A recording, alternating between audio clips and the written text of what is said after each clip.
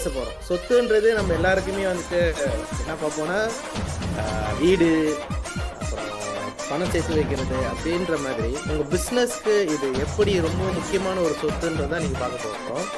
இது ஒரு நல்ல டாபிக். இது நீங்கள் உள்வாங்கிட்டு இது நீங்கள் உங்களோட ஃப்ரெண்ட்ஸ்க்கோ இல்லை உங்களுக்கு தெரிஞ்சு யாராவது பிஸ்னஸ் செய்கிறாங்களோ அந்த மாதிரி நீங்கள் ஷேர் பண்ணிங்கன்னா இது ரொம்ப ரொம்ப ரொம்ப ரொம்ப நல்லது. நான் அது நிறைய ப்ரோக்ராம் அட்டென்ட் பண்ணியிருக்கேன். அதில் ப்ரோக்ராம்லாம் போனப்போ நீங்கள் பார்த்தீங்கன்னாக்கா உலக அளவில் வந்துட்டு மலேசியா கம்பெனி வந்து ட்ரேட்மார்க் ரொம்ப செய்ய ஆரம்பிச்சிட்டாங்க. Very good. ஆனால் அந்த ட்ரேட்மார்க் மட்டும்தான் நமக்கு தெரியுது. அதில் மற்றதெல்லாம் இருக்குது. அதெல்லாமே நான் இன்றைக்கி உங்களுக்கு ஒன்று ஒன்றா சொல்லுவேன். நான் அதில் எங்கே நம்ம லேக்கிங்காக இருக்கோம், புது கண்டுபிடிப்பு இருந்தால் அது என்ன நம்ம செய்யணும், இதெல்லாமே நம்ம உங்களுக்கு எக்ஸ்பிளைன் பண்ணுவோம்.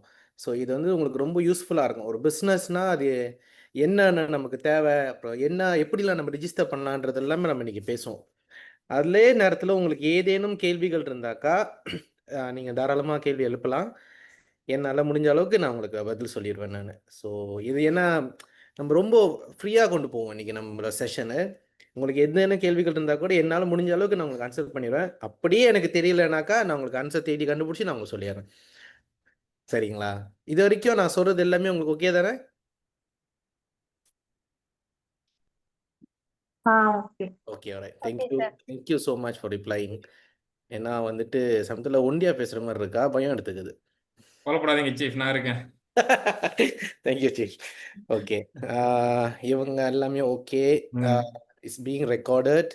ஸோ ராஃப்லி another 5 minutes நம்ம லைஃப் வருமா சார்?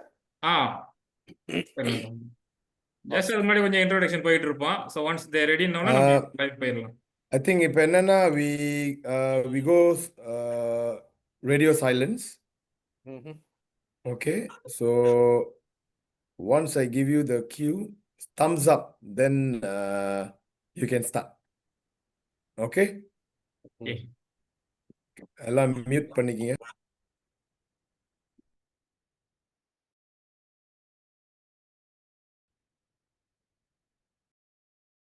வணக்கம். Thank you. Recording. Right. Okay chief. Thank you chief. இந்த வாய்ப்புக்கு கொடுத்த ப்ராஸ்பர் டீம் கோட் எல்லாருக்குமே நன்றி. இப்போ பார்த்தோம்னாக்கா இன்னைக்கு நம்ம வந்து இன்டலெக்சுவல் ப்ராப்பர்ட்டி செய்ய போகிறோம். ஒரு நிமிஷம் வருங்க.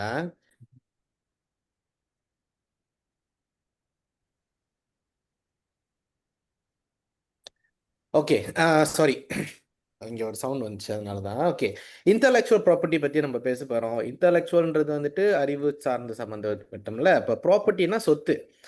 அப்போ நமக்கு வந்துட்டு சொத்துன்றது நமக்கு ரொம்ப ரொம்ப ரொம்ப முக்கியமான ஒரு விஷயம். சொத்துன்னா நம்ம வீடு வாங்குறதுலேருந்து பணத்தை சேர்த்து வைக்கிறதுலேருந்து ஏதாவது நம்மளால வாங்க முடியுமான்னு பார்ப்போம். அது எல்லாமே சொத்துல சேர்றப்ப பிஸ்னஸும் ஒரு சொத்து தான். ஆனால் அந்த பிஸ்னஸுக்கே ஒரு சொத்து சேர்க்கறது வந்து ரொம்ப முக்கியம். அதுதான் வந்து இந்த இன்டலெக்சுவல் ப்ராப்பர்ட்டி. அது கீழே வந்து ட்ரேட்மார்க், காப்பிரைட், பேட்டன், இதை நம்ம அடிக்கடி பேசுவோம். அதை தவிர இன்னும் இருக்குது, இண்டஸ்ட்ரியல் டிசைன் இருக்குது. இண்டஸ்ட்ரியல் டிசைன்னாக்கா ஒரு பேக்கேஜிங் வந்து டிசைன் பண்ணுறது, ஜியோகிராஃபிக்கல் ஐடென்டிஃபிகேஷன், அந்த இடம் எந்த இடத்துல நாங்கள் கண்டுபிடிச்சிங்களோ அதுக்காகன்னு. ஸோ இன்டலெக்சுவல் ப்ராப்பர்ட்டி கீழே நிறைய இருக்குது. ஆனால் ரொம்ப சாதாரணமாக அடிக்கடி எல்லாருமே பேசுகிறது இந்த 3 விஷயங்கள்: ட்ரேட்மார்க், காப்பிரைட், பேட்டன். பேட்டன் கூட மலேசியாவில் ரொம்ப குறைவு. மலேசியாவில் என்னதுனாக்கா, நான் இடையில பேட்டன் கிளாஸ்க்கு ஒன்று அட்டென்ட் பண்ணப்போ அதை எடுத்து ரன் பண்ணது ஜப்பான் ஐபிஓசிஸ் வந்திருந்தாங்க. ஜப்பனீஸோட வந்து இன்டலெக்சுவல் ப்ராப்பர்ட்டி ஆஃபீஸ்லேருந்து அவங்க சொன்னது என்னதுனாக்கா, ஜப்பான் தான் வந்து ஏஷியாலேயே ஆகக்கூடிய லைக் பேட்டன் ரெஜிஸ்டர் பண்ணுறது. அதை தவிர வந்துட்டு மற்ற கண்ட்ரி எல்லாம் ரொம்ப குறைவு. அவங்க என்ன சொல்கிறாங்கன்னா, நிறைய பேட்டன் செய்யுங்க, நிறைய கண்டுபிடிச்ச விஷயத்த வந்துட்டு அது பேட்டன் பண்ணுங்கள், பேட்டன் ரைட்ஸ் எடுங்கன்னு சொல்கிறாங்க. ஏன்னா சில விஷயங்கள் நம்ம வந்துட்டு நுணுக்கங்களை கண்டுபிடிச்சிருப்போம், ஒரு ஒரு ஒரு ஒரு வழியை கண்டுபிடிச்சிருப்போம். அதை பேட்டன் பண்ணாத வாசி யூஎஸ், யூரோப் சொல்லவே தேவையில்ல, அவங்கெல்லாம் நிறைய பண்ணுறாங்க. ஏஷியாவில் வந்துட்டு நம்மளோட மலேசியாவோட எண்ணிக்கை ரொம்ப குறைவாக இருக்குது.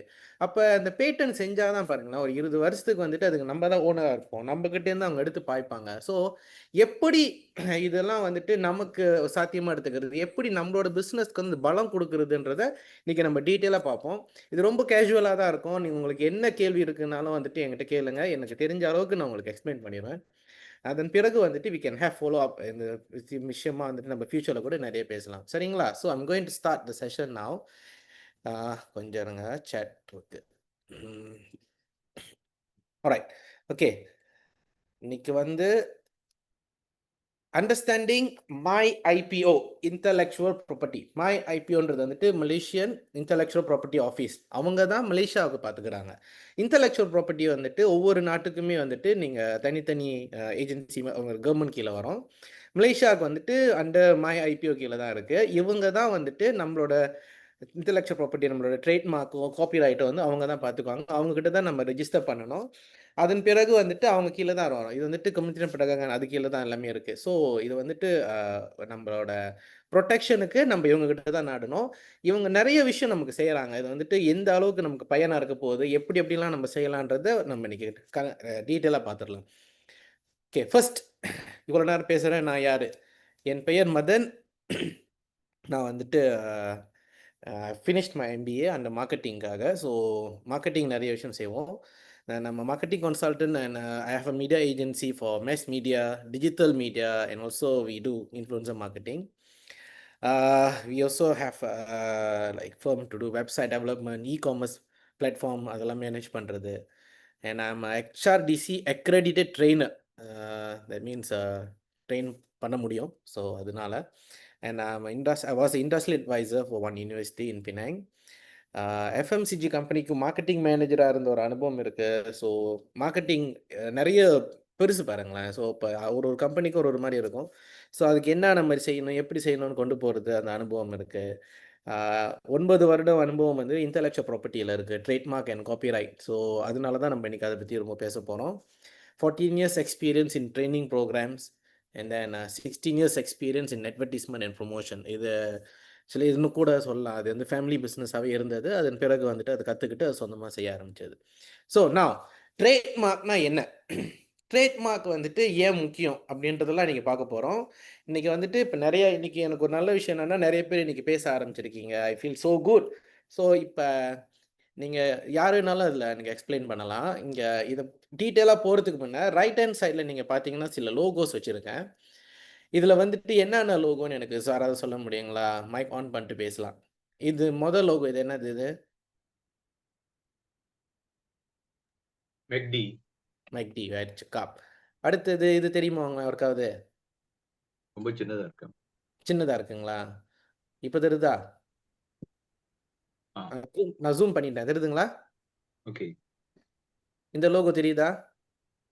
தெரியுது. மெலிதிகா. ஆனால் இது நம்ம பட்டதில்லை தானே? அடிடாஸ், அடிடாஸ், செக்காப்,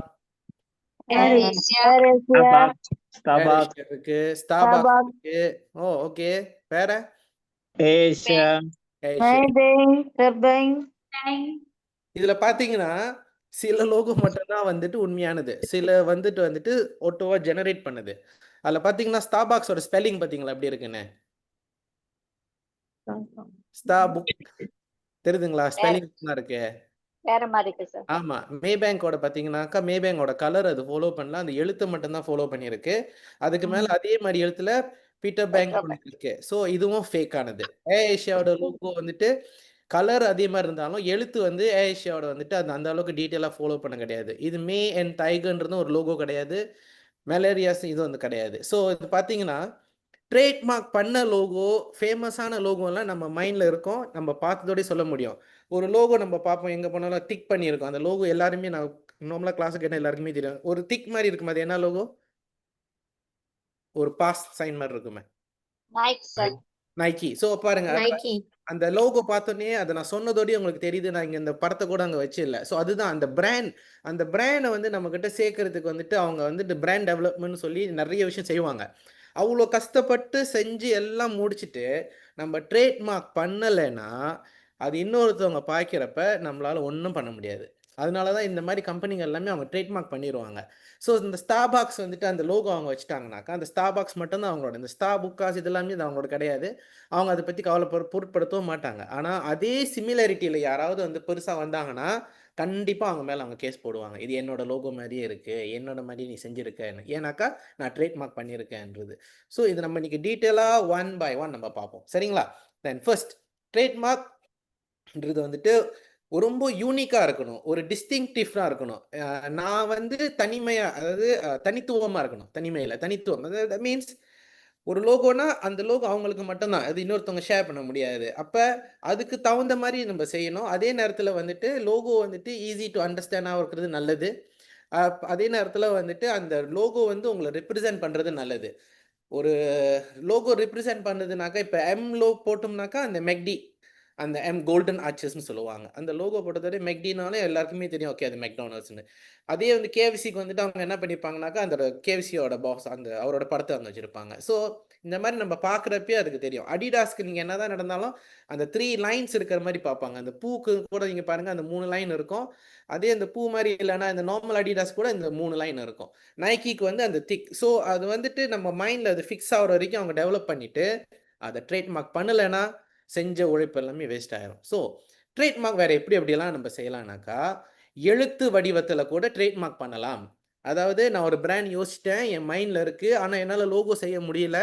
ஆனால் இந்த இந்த வார்த்தை வந்து என்னோடது, இதை நான் ட்ரேட்மார்க் பண்ணி ஆகணும். முடியுமா? கண்டிப்பாக முடியும். ஆனால் அந்த வார்த்தை வந்து மற்றவங்களுக்கு சொந்தமாக இருக்கக்கூடாது. இப்போ என்ன பண்ணுவாங்கன்னா, நார்மலாக வந்து ஒரு நார்மல் காமன் இங்கிலீஷ் வார்த்தையை எடுத்துக்கிட்டு அதை போய் ட்ரேட்மார்க் பண்ண போகிறோன்னா முடியாது. இப்போ நீங்கள் ஒரு ரெஸ்டாரண்ட் ஆரம்பிக்க போகிறீங்க, கெஃபே செய்ய போகிறீங்க. கெஃபேக்கு போயிட்டு நான் போய் கெஃபேன்ற வார்த்தையை போய் ட்ரேட்மார்க் பண்ண போகிறேன்னா கண்டிப்பாக முடியாது. ரிசோர்ஸ்ன்ற வார்த்தை முடியாது. ரெஸ்டாரண்ட் முடியாது. ஏன்னா இதெல்லாம் ஒரு காமன் வார்த்தை, இது எல்லாராலுமே பயன்படுத்துகிற வார்த்தை. இந்த வார்த்தையை நீங்கள் ட்ரேட்மார்க் பண்ணிக்கிட்டீங்கன்னாக்கா மற்றவங்களால அதை பாய்க்க முடியாது. அப்போ ஏதாவது ஒரு புதுசாக நீங்கள் கண்டுபிடிச்ச வார்த்தையை போய் நீங்கள் ட்ரேட்மார்க் பண்ணுறீங்கன்னா அவங்க கொடுப்பாங்க. ஃப்ரேசஸ், ஒரு நீட்டு வாக்கியம் மாதிரி இருந்தால் கூட நீங்கள் செய்யலாம். அடுத்தது லோகோ. லோகோ வந்துட்டு ஒரு டைமில் நீங்கள் லோகோ செஞ்சிட்டிங்கன்னா லோகோவோடையே நீங்கள் வந்து ட்ரேட்மார்க் பண்ணுறது ரொம்ப நல்லது. அப்போ அந்த ட்ரேட்மார்க்கும் இருக்கும், லோகோ, அந்த ட்ரேட்மார்க்கில் லோகோவும் இருக்கும், டெக்ஸ்ட்டும் இருக்கும். நீங்கள் அதிலே செஞ்சிட்டிங்கனாக்கா அவங்க எல்லாமே ஒன் செட்டாகவே கொடுத்துருவாங்க. சில கம்பெனி லோகோ, டெக்ஸ்ட், அந்த லோகோட பெயர் கீழே போட்டுட்டு அதுக்கு கீழே வந்துட்டு ஸ்லோகனும் கொடுப்பாங்க. ஸ்லோகன் வந்துட்டு டிபெண்ட்ஸ். சில வார்த்தை டைமில் வந்துட்டு அந்த ஸ்லோகன் வந்துட்டு நீங்கள் கண்டுபிடிச்சதா இருக்காது, அது நார்மலாக எல்லாருமே பாய்க்கிறதுன்றப்ப அவங்க கொடுக்க மாட்டாங்க. சில ஸ்லோகனுக்கு அவங்க கொடுப்பாங்க. இப்போ மெக்டானல்ட்ஸோட பார்த்தீங்கன்னாக்கா ஐம் லவ்விங் இட்னு வரும், ரொம்ப பேர் கவனிச்சிருப்பீங்க. அது அவங்க வந்துட்டு கிடைக்குதோ இல்லையோ அவங்க ட்ரேட்மார்க் போய் பண்ணிடுவாங்க.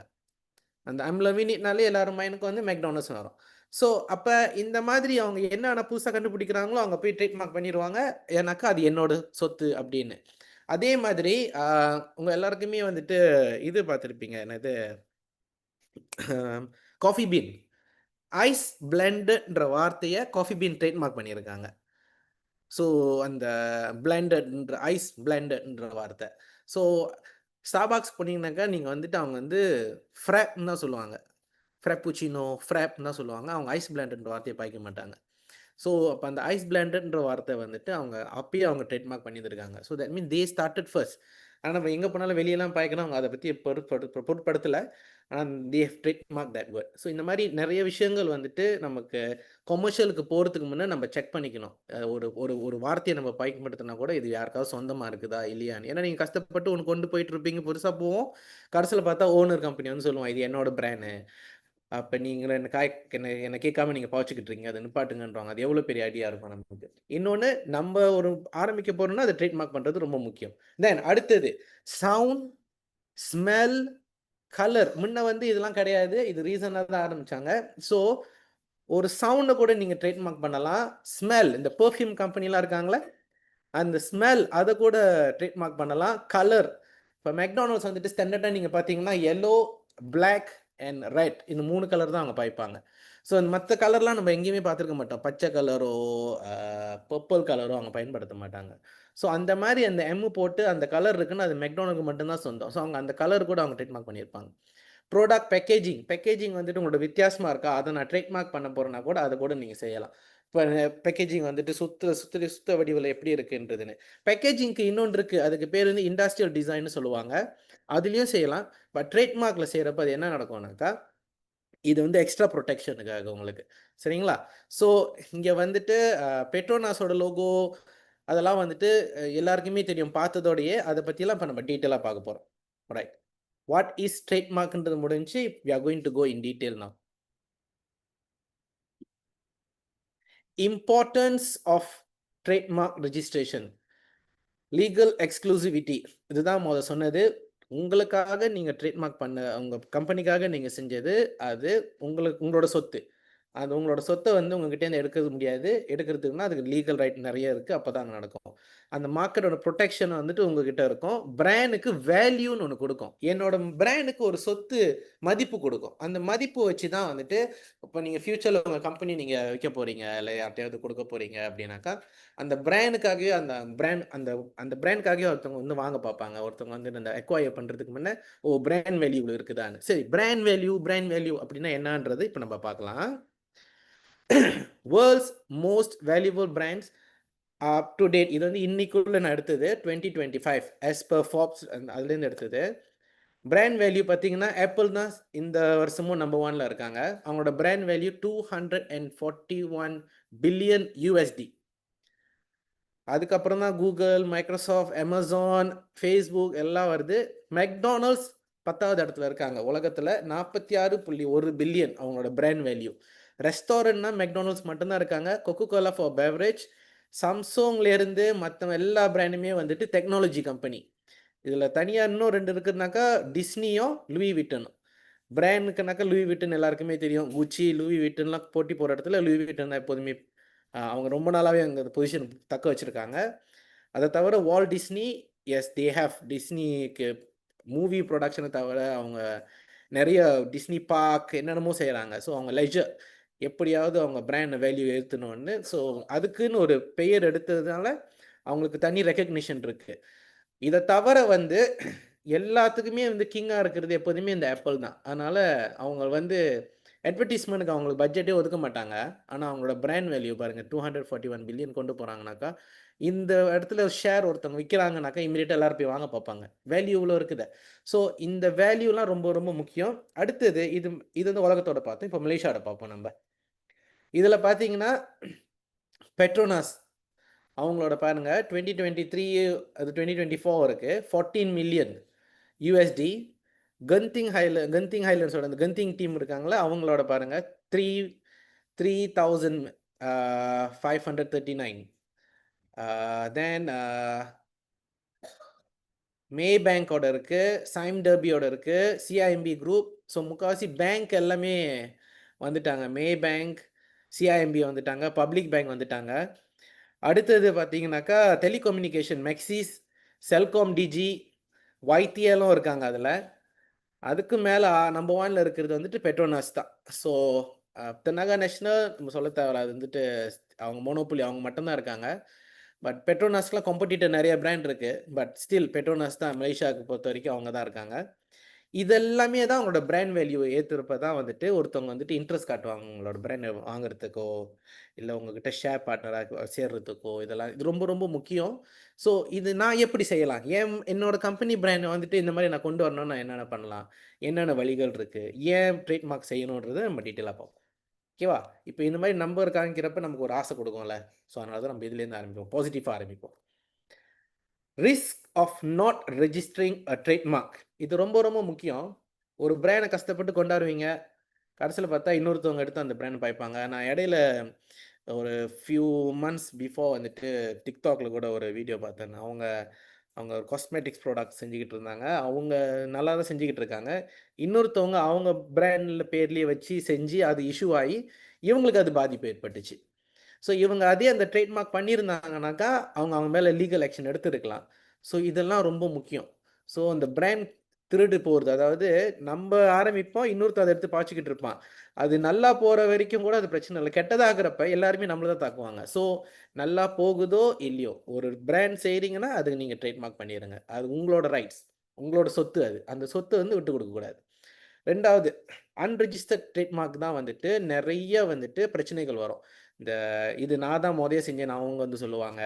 இப்போ நீங்கள் போய் வாதாடுவீங்க, இல்லை நான் ரொம்ப நாளாக வச்சுருக்கேன், அப்போ ப்ரூஃப்க்கு வந்துட்டு உங்களை கேட்பாங்க. எக்ஸ்பர்ட் ஹியரிங் சொல்லுவாங்க. ஹியரிங்க்கு உங்களை கூப்பிடுவாங்க. நீங்கள் வந்துட்டு சொல்லுங்கள், உங்களோட எவ்வளோ நாளாக இருந்துச்சு, ப்ரூஃப் இருக்கா, உங்களோட பழைய ரிசீட்ஸ்லாம் இருக்கா, இன்வாய்ஸ்லாம் வச்சுருக்கீங்களான்னு. இது எதுவுமே இல்லைன்றப்ப நமக்கு வாதாடவும் முடியாது. இதெல்லாம் கொண்டு போனால் கூட ஸ்டில் அவங்க ட்ரேட்மார்க் ரிஜிஸ்டர் பண்ணிட்டு இருந்தாங்கனாக்கா நீங்கள் ஒன்றும் பண்ண முடியாது. அப்புறம் வந்துட்டு உங்களோட பிராண்டை வந்துட்டு இன்னும் பெருசாக கொண்டு போகிறதுக்கு ரொம்ப கஷ்டம். நீங்கள் ட்ரேட்மார்க் பண்ணலாம். நம்ம அதை பார்த்தீங்களா, நான் அமௌண்ட் காமிச்சேன் எவ்வளோ பிராண்ட் வேல்யூ இருக்குன்னு. அந்த வேல்யூலாம் நீங்கள் காட்ட முடியாது. எக்ஸ்பென்ஷனே உங்களுக்கு கிடையாது. ஏன்னாக்கா நீங்கள் ட்ரேட்மார்க்கே பண்ண கிடையாது. தென் கஸ்டமர் வந்து இந்த காப்பி ப்ராடக்ட் நான் முதலே சொல்லிட்டேன். உங்களோட மார்க்கெட்டையே உடச்சி விட்ருவாங்க. அவங்க ஒன்று கொண்டாந்து நம்ம பேரில் வச்சு செஞ்சுக்கிட்டு இருப்பாங்க. நம்மளால் அவங்க லீகல் ஆக்ஷன் கூட எடுக்க முடியாது. ட்ரேட்மார்க் பண்ண பிராண்டையே வந்துட்டு ஒருத்தவங்க எடுத்து பாய்க்கிறப்ப நமக்கு அவ்வளோ பிரச்சனை வருது. ஸோ பண்ணலன்னா என்னென்ன பண்ணுவாங்க நீங்கள் பாருங்களேன். ஏன்னா பிஸ்னஸ்ன்றது நல்லதும் இருக்கும், கெட்டதும் இருக்கும். ஸோ நம்ம நல்லது மட்டுமே நினச்சிட்டு போயிருந்தாக்கா கடைசியில் நமக்கு ஒருத்தவங்க வந்துட்டு போட்டிக்கு வர்றப்ப நம்ம ரெடியாக இருக்கணும் அவங்க மேலே லீகல் ஆக்ஷன் எடுக்க. அது ரொம்ப முக்கியம், பார்த்துக்குங்க. அடுத்தது வந்து ஓகே, செக் பண்ணிக்கிறேன் யாராவது கேள்வி கேட்டிருக்கீங்களான்னு.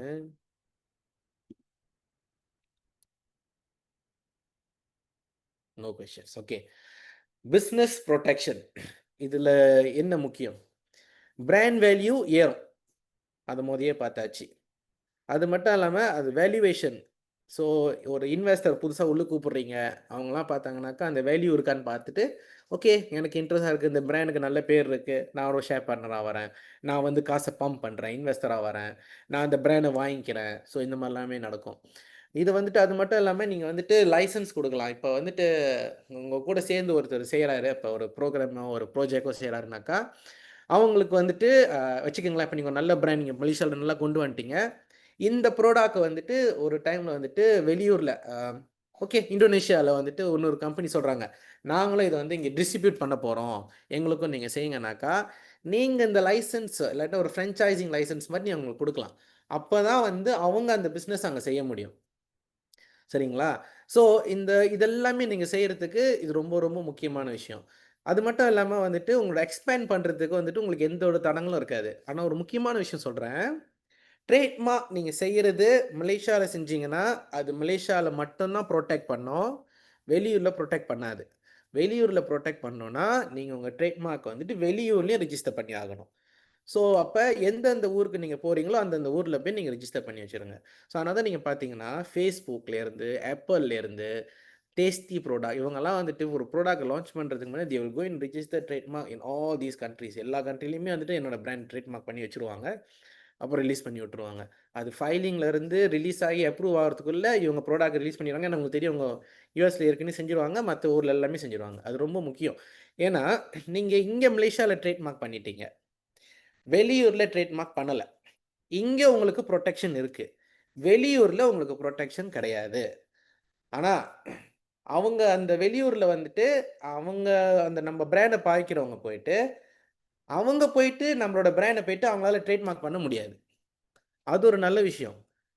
அவங்களால ட்ரேட்மார்க் ரிஜிஸ்டர் பண்ண முடியாது, ஏன்னா நம்ம இங்கே பண்ணி வச்ச வாசி. ஆனால் ஒரு கெட்ட விஷயம் என்னதுன்னா நம்ம அவங்க மேலே கேஸ் போட முடியாது. அவங்க மேலே கேஸ் போட போகிறோம்னா நம்ம அவங்க அந்த ஊரில் போயிட்டு நம்ம ரெஜிஸ்டர் பண்ணிவிட்டு நம்ம லீகல் ஆக்ஷன் எடுக்கலாம். இது ரொம்ப முக்கியம், டேக் நோட் பண்ணிக்கோங்க. தென் ட்ரேட்மார்க் லா இன் மலேசியா 1976 வந்துட்டு இது ஆரம்பித்து 2002 மை ஐபிஓன்னு ஒரு பாடி ஒன்று வச்சு அது கீழே தான் வந்துட்டு இந்த ரெகுலேட்டரி எல்லாமே ஆரம்பித்தாங்க. நல்ல விஷயம் என்னன்னா 2019 தான் வந்துட்டு நமக்கு ஒரு பெரிய விடிவு காலம் வந்துச்சுன்னு சொல்லலாம். அது வந்து என்ன பண்ணாங்கன்னா மெட்ரிட் ப்ரோட்டோகால்னு ஒன்று ஆரம்பித்தாங்க. மெட்ரிட் ப்ரோட்டோகால்ன்றது என்னதுனாக்கா, முன்னெல்லாம் ட்ரேட்மார்க் பண்ணோன்னா மலேசியாவுக்குள்ளே பண்ணுறதுக்கு நமக்கு இங்கேயே செஞ்சுருவோம். வெளியூரில் போய் அதாவது இப்போ நான் சொன்னல பிஸ்னஸ் எக்ஸ்பேண்ட் பண்ண போனேன் இந்தோனேஷியாவுக்கோ சைனாவுக்கோன்னு பண்ணுறப்ப நம்ம இங்கே ட்ரேட்மார்க் பண்ண முடியாது.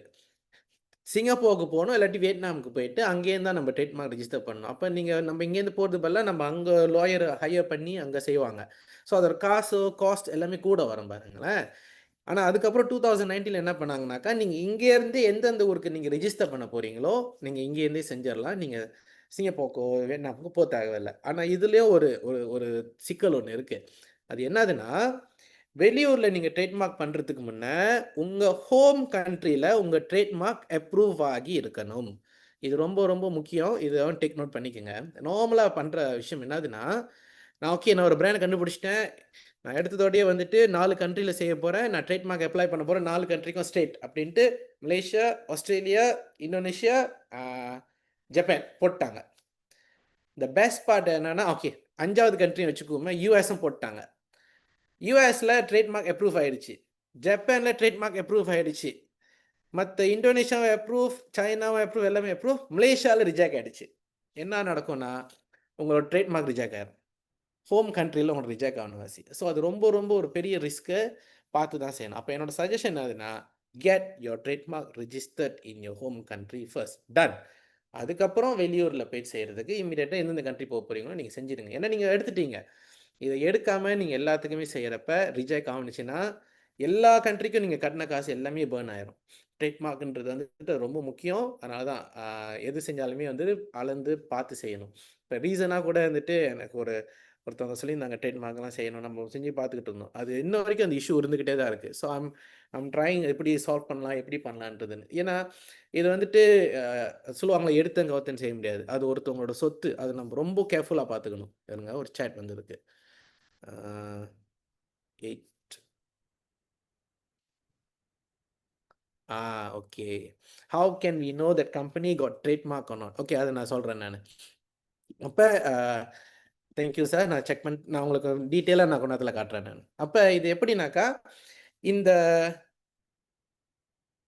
கொஞ்ச நேரம் ஆல்ரைட். அப்போ நம்ம என்ன பண்ணணும், இந்த ப்ரொடெக்ஷன் செய்யறதுக்கு வெளியூருக்கு நம்ம போகிறதுக்கு முன்னே இங்கே ஹோம் கண்ட்ரியில் நம்ம ரிஜிஸ்டர் பண்ணி அப்ரூவ் இருந்துச்சுன்னா உங்களுக்கு ரொம்ப ஈஸி. இல்லைன்னா நீங்கள் அங்கே கட்டின காசும் வேஸ்ட்டு, இங்கே கட்டின காசும் வேஸ்ட். அதே நேரத்தில் ஒரு விஷயத்தை நம்ம அளந்து தான் செய்யணும். இங்கே எல்லாமே கரெக்டாக ஆர்டராக இருந்துச்சுன்னா, உங்களுக்கு சாட்டிஸ்ஃபைடாக இருந்துச்சுன்னா, இங்கே முடிச்சிட்டிங்கன்னா உங்களுக்கு எந்த தலைவலியும் இருக்காது வெளியூரில் போய் செய்கிறதுக்கு. சரிங்களா? Right, okay. ட்ரேட்மார்க் ரிஜிஸ்ட்ரேஷன் எப்படி கண்டுபிடிக்கிறதுன்றது நான் கொஞ்ச நேரத்தில் காட்டுறேன் நான். அதை வந்துட்டு ஆன்லைன்லேயே நம்ம செக் பண்ண முடியும். அது வந்து நம்ம ரிஜிஸ்டர் பண்ணணும். But it's okay, I will share எப்படி இருக்கும்ன்றது. அதுக்கப்புறம் வந்துட்டு நார்மலாக வந்துட்டு ட்ரேட்மார்க் வந்துட்டு பண்ணிட்டாங்களா இல்லையான்றது வந்துட்டு எப்படி செக் பண்ணுவாங்கன்னா, இப்போ ஸ்டாண்டர்டாக என்ன பண்ணுவாங்கன்னா லாயர்கிட்ட கொடுத்து செக் பண்ணுவாங்க. அடுத்தது வந்துட்டு ட்ரேட்மார்க் ஏஜென்ட்டை கொடுத்து செக் பண்ணுவாங்க. ஆன்லைனில் கூட நம்மளே கூட செக் பண்ணலாம். அது எப்படின்றத நான் காட்டுறேன். Then role of my IPO. சரி, மை ஐபிஓன்னு முதல்ல சொல்லிக்கிட்டு இருக்கேன். அவங்க என்ன செய்கிறாங்க, ரெஜிஸ்ட்ரேஷன் அவங்க மூலமாக தான் செய்யணும். எல்லா ட்ரேட்மார்க் இப்போ நீங்கள் கேட்டிங்களே எப்படி செக் பண்ணுறதுன்னு, அந்த ரெக்கார்ட் எல்லாம் அவங்கக்கிட்ட தான் இருக்குது. ஸோ அவங்க தான் வந்துட்டு ஒரு ட்ரேட்மார்க் அப்ரூவ் பண்ணுறதுலேருந்து அவங்க செக் பண்ணி அவங்க ரிஜெக்ட் பண்ணாங்கன்னு முடிஞ்சு, இல்லை அவங்க அப்ரூவ் பண்ணதுக்கப்புறம் எவனாவது வந்து அவங்க ரிஜெக்ட் பண்ணுறான், பண்ணுறான்னா அவங்க தான் பார்த்து ஹேண்டில் பண்ணிவிட்டு அப்புறம் தான் நம்மகிட்ட சொல்லுவாங்க. ஸோ மை ஐபிஓ தான் நமக்கு வந்துட்டு ஒரு அத்தாரிட்டி. அவங்க தான் வந்துட்டு நம்ம செஞ்சு கொடுப்பாங்க. இங்கே வந்து மை ஐபிஓ வந்துட்டு பிஜே சென்ட்ரலில் இருக்குது. ப்ரீவியஸ்லி தேவர் இன் பங்ஸா, இப்போ அவங்க பிஜே சென்டர் போயிட்டாங்க. ஒவ்வொரு ஸ்டேட்டில் இருக்கணும். இப்போ லைக் பினாங்கில் இருக்குது, இங்கே இருக்குது, ஜொஹோவில் இருக்குது. ஸோ மை ஐபிஓ இருப்பாங்க. இந்த வெரி வெரி ப்ளசன்ட். ரொம்ப ஈஸியாக அவங்ககிட்ட நீங்கள் பேசலாம், இது பண்ணலான்னு. இங்கே என்னதுன்னா ட்ரேட்மார்க் வந்துட்டு சொந்தமாக செய்ய கஷ்டப்படுவாங்க. ஏன்னாக்கா டாக்குமெண்ட்ஸ்லாம் நிறையா இருக்குன்ற அவங்க ஏஜென்ட்டை கொடுத்து செய்யுது. பட் நீங்கள் ட்ரேட்மார்க்லாம் முடிச்சதுக்கப்புறம் ஒரு ஃபாலோ அப் இருக்குது, ஏதாவது கேட்க போகிறீங்கனாக்கா நீங்கள் தாராளமாக போகலாம். அதெல்லாம் எந்த ஒரு இஷ்யூமே கிடையாது. So that is one thing. My ஐபிஓன்றது இருக்குது. ஓகேங்களா? Then preparing to register a trademark. சரி, நான் ட்ரேட்மார்க் செய்ய போகிறேன், நான் ரெடியாக இருக்கேன். என்ன செய்யணும்னா, உங்களோட லோகோ, வார்த்தை, அந்த வேர்ட்லேருந்து எல்லாமே ரெடியாக இருக்குதான்னு பார்த்துக்கணும். ரெண்டாவது, மிஸ்டர் பங்கேஷ் அதை கேட்டிருந்தாரு, இந்த ட்ரேட்மார்க் நான் செய்யறதுக்கு முன்னாடி இது ஏற்கனவே ஒருத்தர் ரெஜிஸ்டர் பண்ணியிருக்கானா இல்லையான்றதை போயிட்டு மை ஐபிஓ டேட்டா பேஸில் போயிட்டு சர்ச் பண்ணணும். நான் பிறகு அதை காட்டுறேன் எப்படி சர்ச் பண்ணுறதுன்னு. ஸோ அந்த சர்ச் பண்ணிவிட்டு அங்கே தெரியும் இந்த ஒருத்தவங்க ட்ரேட்மார்க் பண்ணியிருக்காங்களா இல்லையான்னு.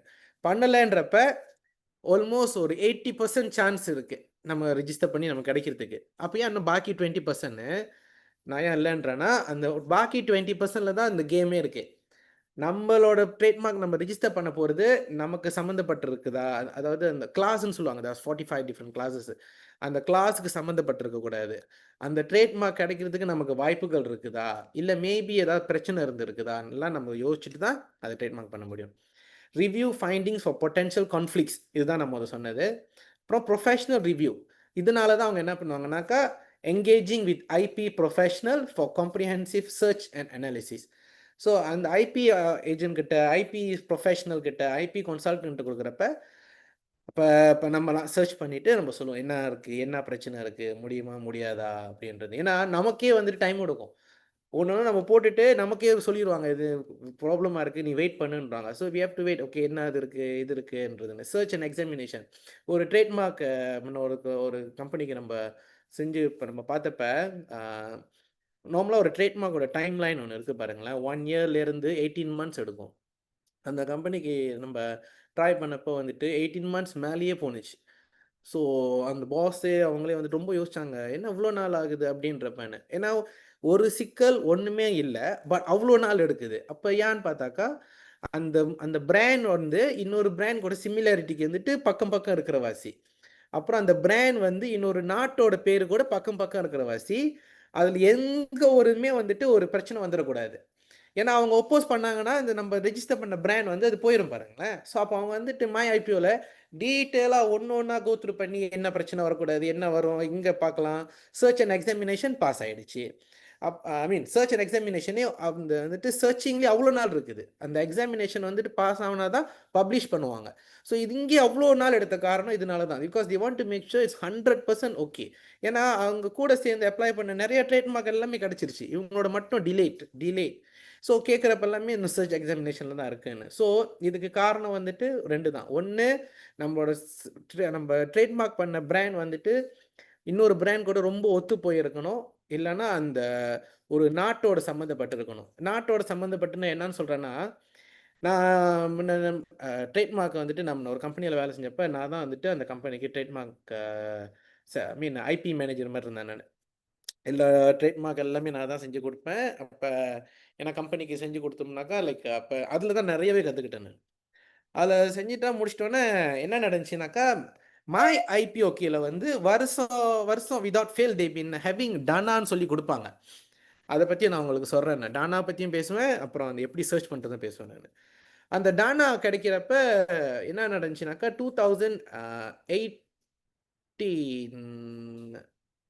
2016 டானா லான்ச் பண்ணாங்க. அப்போ யார் யார் கம்பெனி வச்சுருக்கீங்க, என்டர்பிரைஸ் சென்னை பிரஹாட் முடியாது, என்டர்பிரைஸ் யார் யார் வந்துட்டு ஸ்டூடெண்ட், யார் யார் வந்து இந்த ஓகேன்னு சொல்லுவாங்களே, அந்த மாதிரி ஏதாவது பிஸ்னஸ் ஆர்வம் இருக்குது நீங்களாம் செய்கிறதுனாக்கா கவர்மெண்ட் டானா தருதுன்னு. அப்போ ஒரு பணம் எதுவுமே கட்ட தேவையில்ல, நீங்கள் ட்ரேட்மார்க் அப்ளை பண்ணலாம். அவங்க உங்களுக்கு ப்ரூஃப்னாக்கா உங்களுக்கு கொடுத்துருவாங்க, உங்கள் பேரில் இருக்கும். 10 வருஷத்துக்கு ட்ரேட்மார்க் ஓனர் நீங்கள் தான். அப்போ நமக்கு எல்லாருக்குமே செய்கிறோமே, அதாவது நம்ம கம்பெனிக்கு நம்ம செஞ்சுட்டு இருக்கோமே, நம்மளே ட்ரை பண்ணணும்னு சொல்லிட்டு நான் ட்ரை பண்ணேன். அதில் என்ன ஆகுதுனாக்கா என்னோட பெயர் வந்து பிஸ்னஸ் பேர் வந்து எம்ஒய்ன்னு வச்சுருந்தேன். பிஸ்னஸ் பேர் போட்டு அதில் எம்ஒய்ன்னு ஒரு வார்த்தை இருந்துச்சு. எம்ஒய்ன்றது நான் யோசிச்சது மை, பட் எம்ஒய்னா .com.my கேள்விப்பட்டிருக்கீங்களா? மைனா Malaysia. So the rejected my application. அதனால தான் ரொம்ப கேர்ஃபுல்லாக இருக்கணும். அப்போ எம்ஒய்ன்றது இது மலேசியா. ஸோ அப்போ வந்துட்டு ஒரு நல்லா நம்ம டிஃபைன் பண்ண ரெடியாக இருக்கணும். ராங்காக நம்ம போட்டுட்டு அது நம்ம கஷ்டப்படக்கூடாது. இப்போ மை வீடியோன்றது அது பிரச்சனை இல்லை. நான் என்ன பண்ணிட்டேன், பிராண்டை போட்டுட்டு கடைசியில் மாயின்னு வச்சேன் நான் அங்கே யோசிக்க கிடையாது அது மாயினா மலேசியாவை மாறும்ன்றதுன்னு. ஸோ இது வந்து இது ஃப்ரீயாக டானா கொடுக்குறன்றப்ப இது ரிஜெக்டட். அதே நேரத்தில் அந்த அந்த அந்த ரிட்ரிப்பும் என்னால் பண்ண முடியல. ஸோ இதெல்லாமே லெசன் நான் கற்றுக்கிட்டது. ஸோ என்னென்ன மாதிரி அப்போ ஐ அட்டெண்டட் ட்ரேட்மார்க் கிளாஸ்லாம் முன்னாடி அட்டென்ட் பண்ணி அதுலேருந்து இன்னும் நிறைய விஷயங்கள் கற்றுக்கிட்டு அப்போ தான் வந்துட்டு நிறைய விஷயம் எனக்கு தெரிய வந்துச்சு. என்ன நான் தப்பு பண்ணியிருக்கேன், எது நான் தப்பு பண்ணக்கூடாதுன்றது. ஏன்னாக்கா எடுத்ததோடு எல்லாமே செய்ய முடியாதுல்ல. ஸோ இதெல்லாம் ரொம்ப ரொம்ப முக்கியம். எப்போதுமே நம்ம சொன்ன மாதிரி தான் அளந்து தான் போடணும். ஏன்னா ஒரு தடவை காசு போட்டுட்டிங்கன்னா அது போயிடுச்சு. அது ரொம்ப கேர்ஃபுல்லாக இருக்கணும். அடுத்தது ப்ரீலிமினரி அட்வைஸ் அண்ட் சர்ச். இந்த சர்ச் பண்ணுறதுக்கு ஆன்லைன்லேயும் சரி, இல்லாட்டினா நீங்கள் நேராக கூட நீங்கள் சொந்தமாக கூட செய்யலாம், இல்லை ஏஜென்ட் கூட செய்யலாம். யார் செஞ்சாலுமே வந்துட்டு TMA1 இந்த ஃபார்ம் ஃபில்அப் பண்ணி தான் சப்மிட் பண்ணணும். என்ன குட்ஸ், என்ன சர்வீஸ்னு 45 கிளாஸ் இருக்குதுன்னு சொன்னால அதில் 45 கிளாஸ், ஒவ்வொரு கிளாஸுக்குமே வந்துட்டு ஒவ்வொரு இது இருக்குது. இப்போ நீங்கள் வச்சுக்கோங்களேன், நான் ஒரு ரெஸ்டாரண்ட் வச்சுருக்கேன்னா ரெஸ்டாரண்ட் வந்துட்டு அந்த சர்வீசஸ் கீழே போயிடும். நான் வந்து ஒரு பொருள் விற்கிறேன், நான் வந்து கம்ப்யூட்டர் பெரிஃபரல்ஸ் விற்கிறேன்னா கம்ப்யூட்டர் சம்மந்தப்பட்டது எல்லாமே வந்துட்டு கூட்ஸ் கீழே வந்துட்டு ஒரு கிளாஸ் இருக்கும். 45 கிளாஸில் வந்துட்டு ஒரு 8வது கிளாஸ்னு வச்சுக்கோங்க. அப்புறம் நான் காஸ்மெட்டிக்ஸ் விற்கிறேன்னா அது 3வது கிளாஸில் போய் விடும்.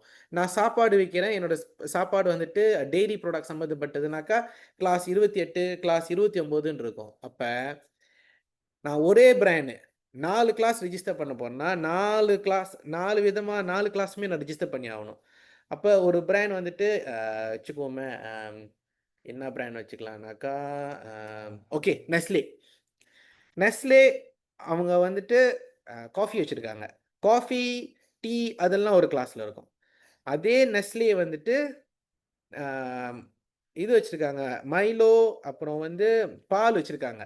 பால் எல்லாம் டெய்ரி, அது வேற ஒரு கிளாஸில் விழும். மைலோ வந்து சாக்லேட், அது வேறு கிளாஸில் வரும்.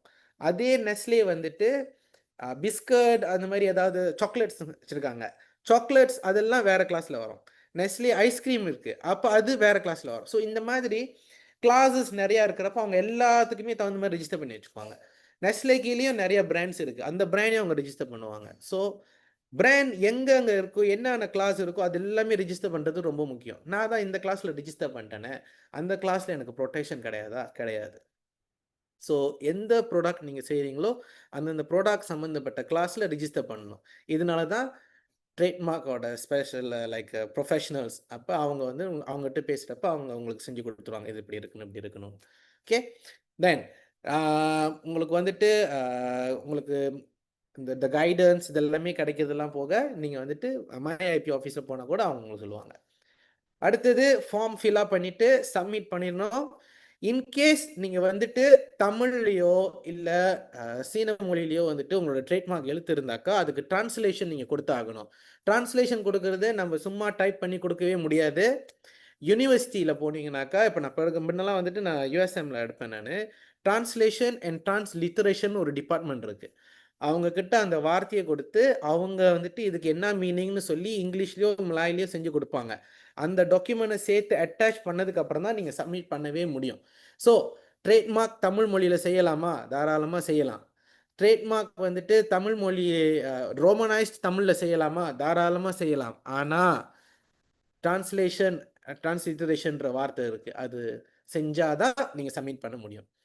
ஃபீஸ் வந்துட்டு 950 ஃபார் த ஃபர்ஸ்ட் கிளாஸ். இது வந்துட்டு பேசிக்காக நான் சொல்கிறேன். நான் இன்னும் டீட்டெயிலாக போகிறப்ப தான் அது இன்னும் போகும். ஏன்னா அட்லீஸ்ட் உங்களுக்கு ரஃப்லி உங்களுக்கு தெரியணும் என்ன அமௌண்ட் வரும் அப்படின்றதுக்காக தான். ஆனால் வந்துட்டு இதோட ஃபீஸ் வந்துட்டு மற்ற என்னென்ன ஃபீஸ் இருக்குது எல்லாமே வந்துட்டு நம்ம டீட்டெயிலாக அப்புறம் பேசலாம். ஓகே, தென் எக்ஸாமினேஷன் வந்துட்டு அவங்க என்ன பண்ணுவாங்கன்னா ஃபார்மாலிட்டி செக்கிங் முடிச்சிட்டோன்னே எக்ஸாமினர் நீங்கள் டாக்குமெண்ட் கொடுக்குறப்பே வந்துட்டு அங்கேயே சப்மிட் பண்ணதோடய ஆன்லைன்லேயே செக் பண்ணிடுவாங்க.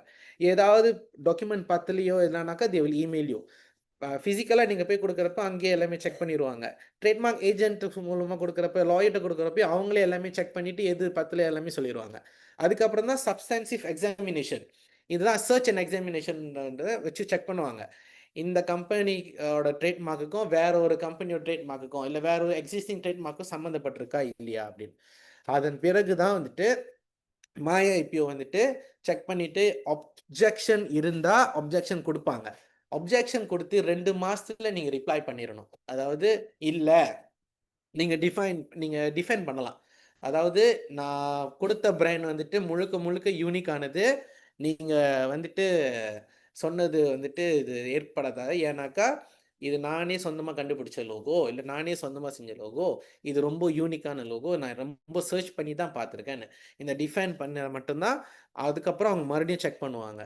செக் பண்ணி ஓகேனா ப்ரொசீட் பண்ணிடுவாங்க. இல்லைன்னா ஹியரிங் கூப்பிடுவாங்க, எக்ஸ்பர்ட் ஹியரிங்க்கு. They will ask you to go to like MyIPO ஆஃபீஸ்க்கு. அங்கே போயிட்டு நீங்கள் சொல்லணும். அப்போ அங்கே போகிறப்ப நீங்கள் போகிறப்பே வந்துட்டு ப்ரீபேர்டாக டாக்குமெண்ட் எல்லாமே எடுத்துக்கணும். ஸோ இதனால தான் இதெல்லாம் அவாய்ட் பண்ணுறதுக்காக தான் வந்துட்டு என்ன பண்ணுவாங்கனாக்கா ட்ரேட்மார்க் ஏஜென்ட்டே கொடுத்து எப்பா நீயே பார்த்துக்க எல்லாத்தையும் ஹேண்டில் பண்ணிடு அப்படின்னு. ஏன்னாக்கா அவங்களுக்கு தெரியும் போகிறப்ப என்னென்ன எடுத்துகிட்டு போகணும், என்ன எடுத்துகிட்டு போக தேவைப்படாது. 2-3 வாட்டி இப்போ கேரளே இருக்கிறப்ப இட்ஸ் ஓகே. மற்ற பினாங் மாநிலமோ ஜொஹோ மாநிலமோ வந்து அங்கேருந்து வந்துட்டு போகிற செலவு இதெல்லாமே யோசிப்பாங்க. அதுக்கு பதிலாக நீயே செஞ்சிடுன்ட்டு தான், அதனால தான் அது நடக்கும். அது மட்டும் இல்லாமல் 2 மாதத்துல நம்ம அப்ஜெக்ஷனுக்கு ரிப்ளை பண்ணலனாக்கா ட்ரேட்மார்க் வந்துட்டு அப்சல்யூட் முடிஞ்சு அவ்வளோதான். ஸோ அது ரொம்ப முக்கியம். அதுக்கப்புறம் அக்செப்டன்ஸ் வந்துட்டு அக்செப்ட் பண்ணிட்டாங்கன்னா அதை வந்து பப்ளிஷ் பண்ணுவாங்க. இவங்க அக்செப்ட் பண்ணாலும் இவங்க வந்து பப்ளிஷ் பண்ணுறப்ப மற்ற ட்ரேட்மார்க் ஓனர்ஸ் கம்பெனிங்க எல்லாமே வந்துட்டு அந்த ஏஜென்ட்ஸ்லாம் பார்க்கலாம், இந்த பிராண்ட் புதுசாக ரிஜிஸ்டர் பண்ணி பப்ளிஷ் ஆகிருக்குன்னு. இது எதுக்காகனா அவங்களோட பிராண்டும் ஏற்கனவே ரிஜிஸ்டர் பண்ணி அதுக்கு ஆல்மோஸ்ட் சிமிலாரிட்டி இருந்தாக்கா தே கேன் ஒப்போஸ். அதாவது MyIPO அப்ரூவ் பண்ணதை கூட அவங்க ஒப்போஸ் பண்ணலாம். பட் சான்சஸ் அவங்க ஒப்போஸ் பண்ணுறது வந்துட்டு டிபெண்ட்ஸ். எனக்கு ஒரு பழைய கம்பெனியில் இருக்கிறப்ப நான் சொன்ன மாதிரி ஒரு இன்சிடென்ட் இருந்துச்சு. But we won. ஏன்னா அவங்க என்ன சொன்னாங்கன்னாக்கா அந்த பிராண்டுக்கும் நம்ம செஞ்ச பிராண்டுக்கும் வந்துட்டு வார்த்தைகள் இந்த ப்ரொனவுன்சியேஷன் வந்து ஆல்மோஸ்ட் த சேம், அதனால வந்து மக்களுக்கு கன்ஃபியூஸ் ஆகும்னு சொன்னாங்க. பட் அதெல்லாம் கிடையவே கிடையாது. ஸோ அவங்க ஒரு பெரிய லாயர் கம்பெனி மூலமாக தான் வந்தாங்க. பட் அது ஒரு சக்ஸஸ் ஸ்டோரி என்னோட என்னன்னாக்கா வி ஒன். நம்ம சொல்லிட்டோம் அது வாய்ப்பே இல்லைன்னு, தென் அது கிடச்சிச்சு. ஆனால் இது வந்துட்டு செய்யறதுக்கு முன்னே நம்ம நிறைய யோசிச்சு செய்யணும். ஓகே, இப்போ பப்ளிகேஷன் இன் ஒப்போசிஷன். பப்ளிகேஷன் பீரியட் வந்துட்டு அவங்க பப்ளிஷ் பண்ணதோட 2 மாதம் அங்கே இருக்கும். நோட்டீஸ் கொடுத்துருவாங்க, இந்த ரிஜிஸ்டர் நமக்கு வந்துடும்.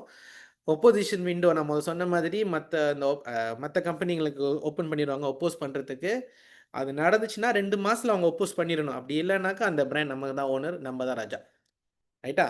ஓகே, ரிஜிஸ்ட்ரேஷன் சர்டிஃபிகேட் இதெல்லாமே முடிச்சோடனே உங்களுக்கு சர்டிஃபிகேட் கொடுத்துருவாங்க. சர்டிஃபிகேட் வந்துட்டு 2 விஷயம் இருக்குது. ஒன்று வந்து ட்ரேட்மார்க் ஆஃபீஸ்லேருந்து நேராக அவங்க ஆஃபீஸ்க்கு அனுப்பி விட்ருவாங்க. அப்படி இல்லைன்னா நம்ம போயிட்டு அவங்க ஆஃபீஸை போய் கலெக்ட் பண்ணுறது இஸ் பெட்டர். அவங்க அனுப்பி விட்றது.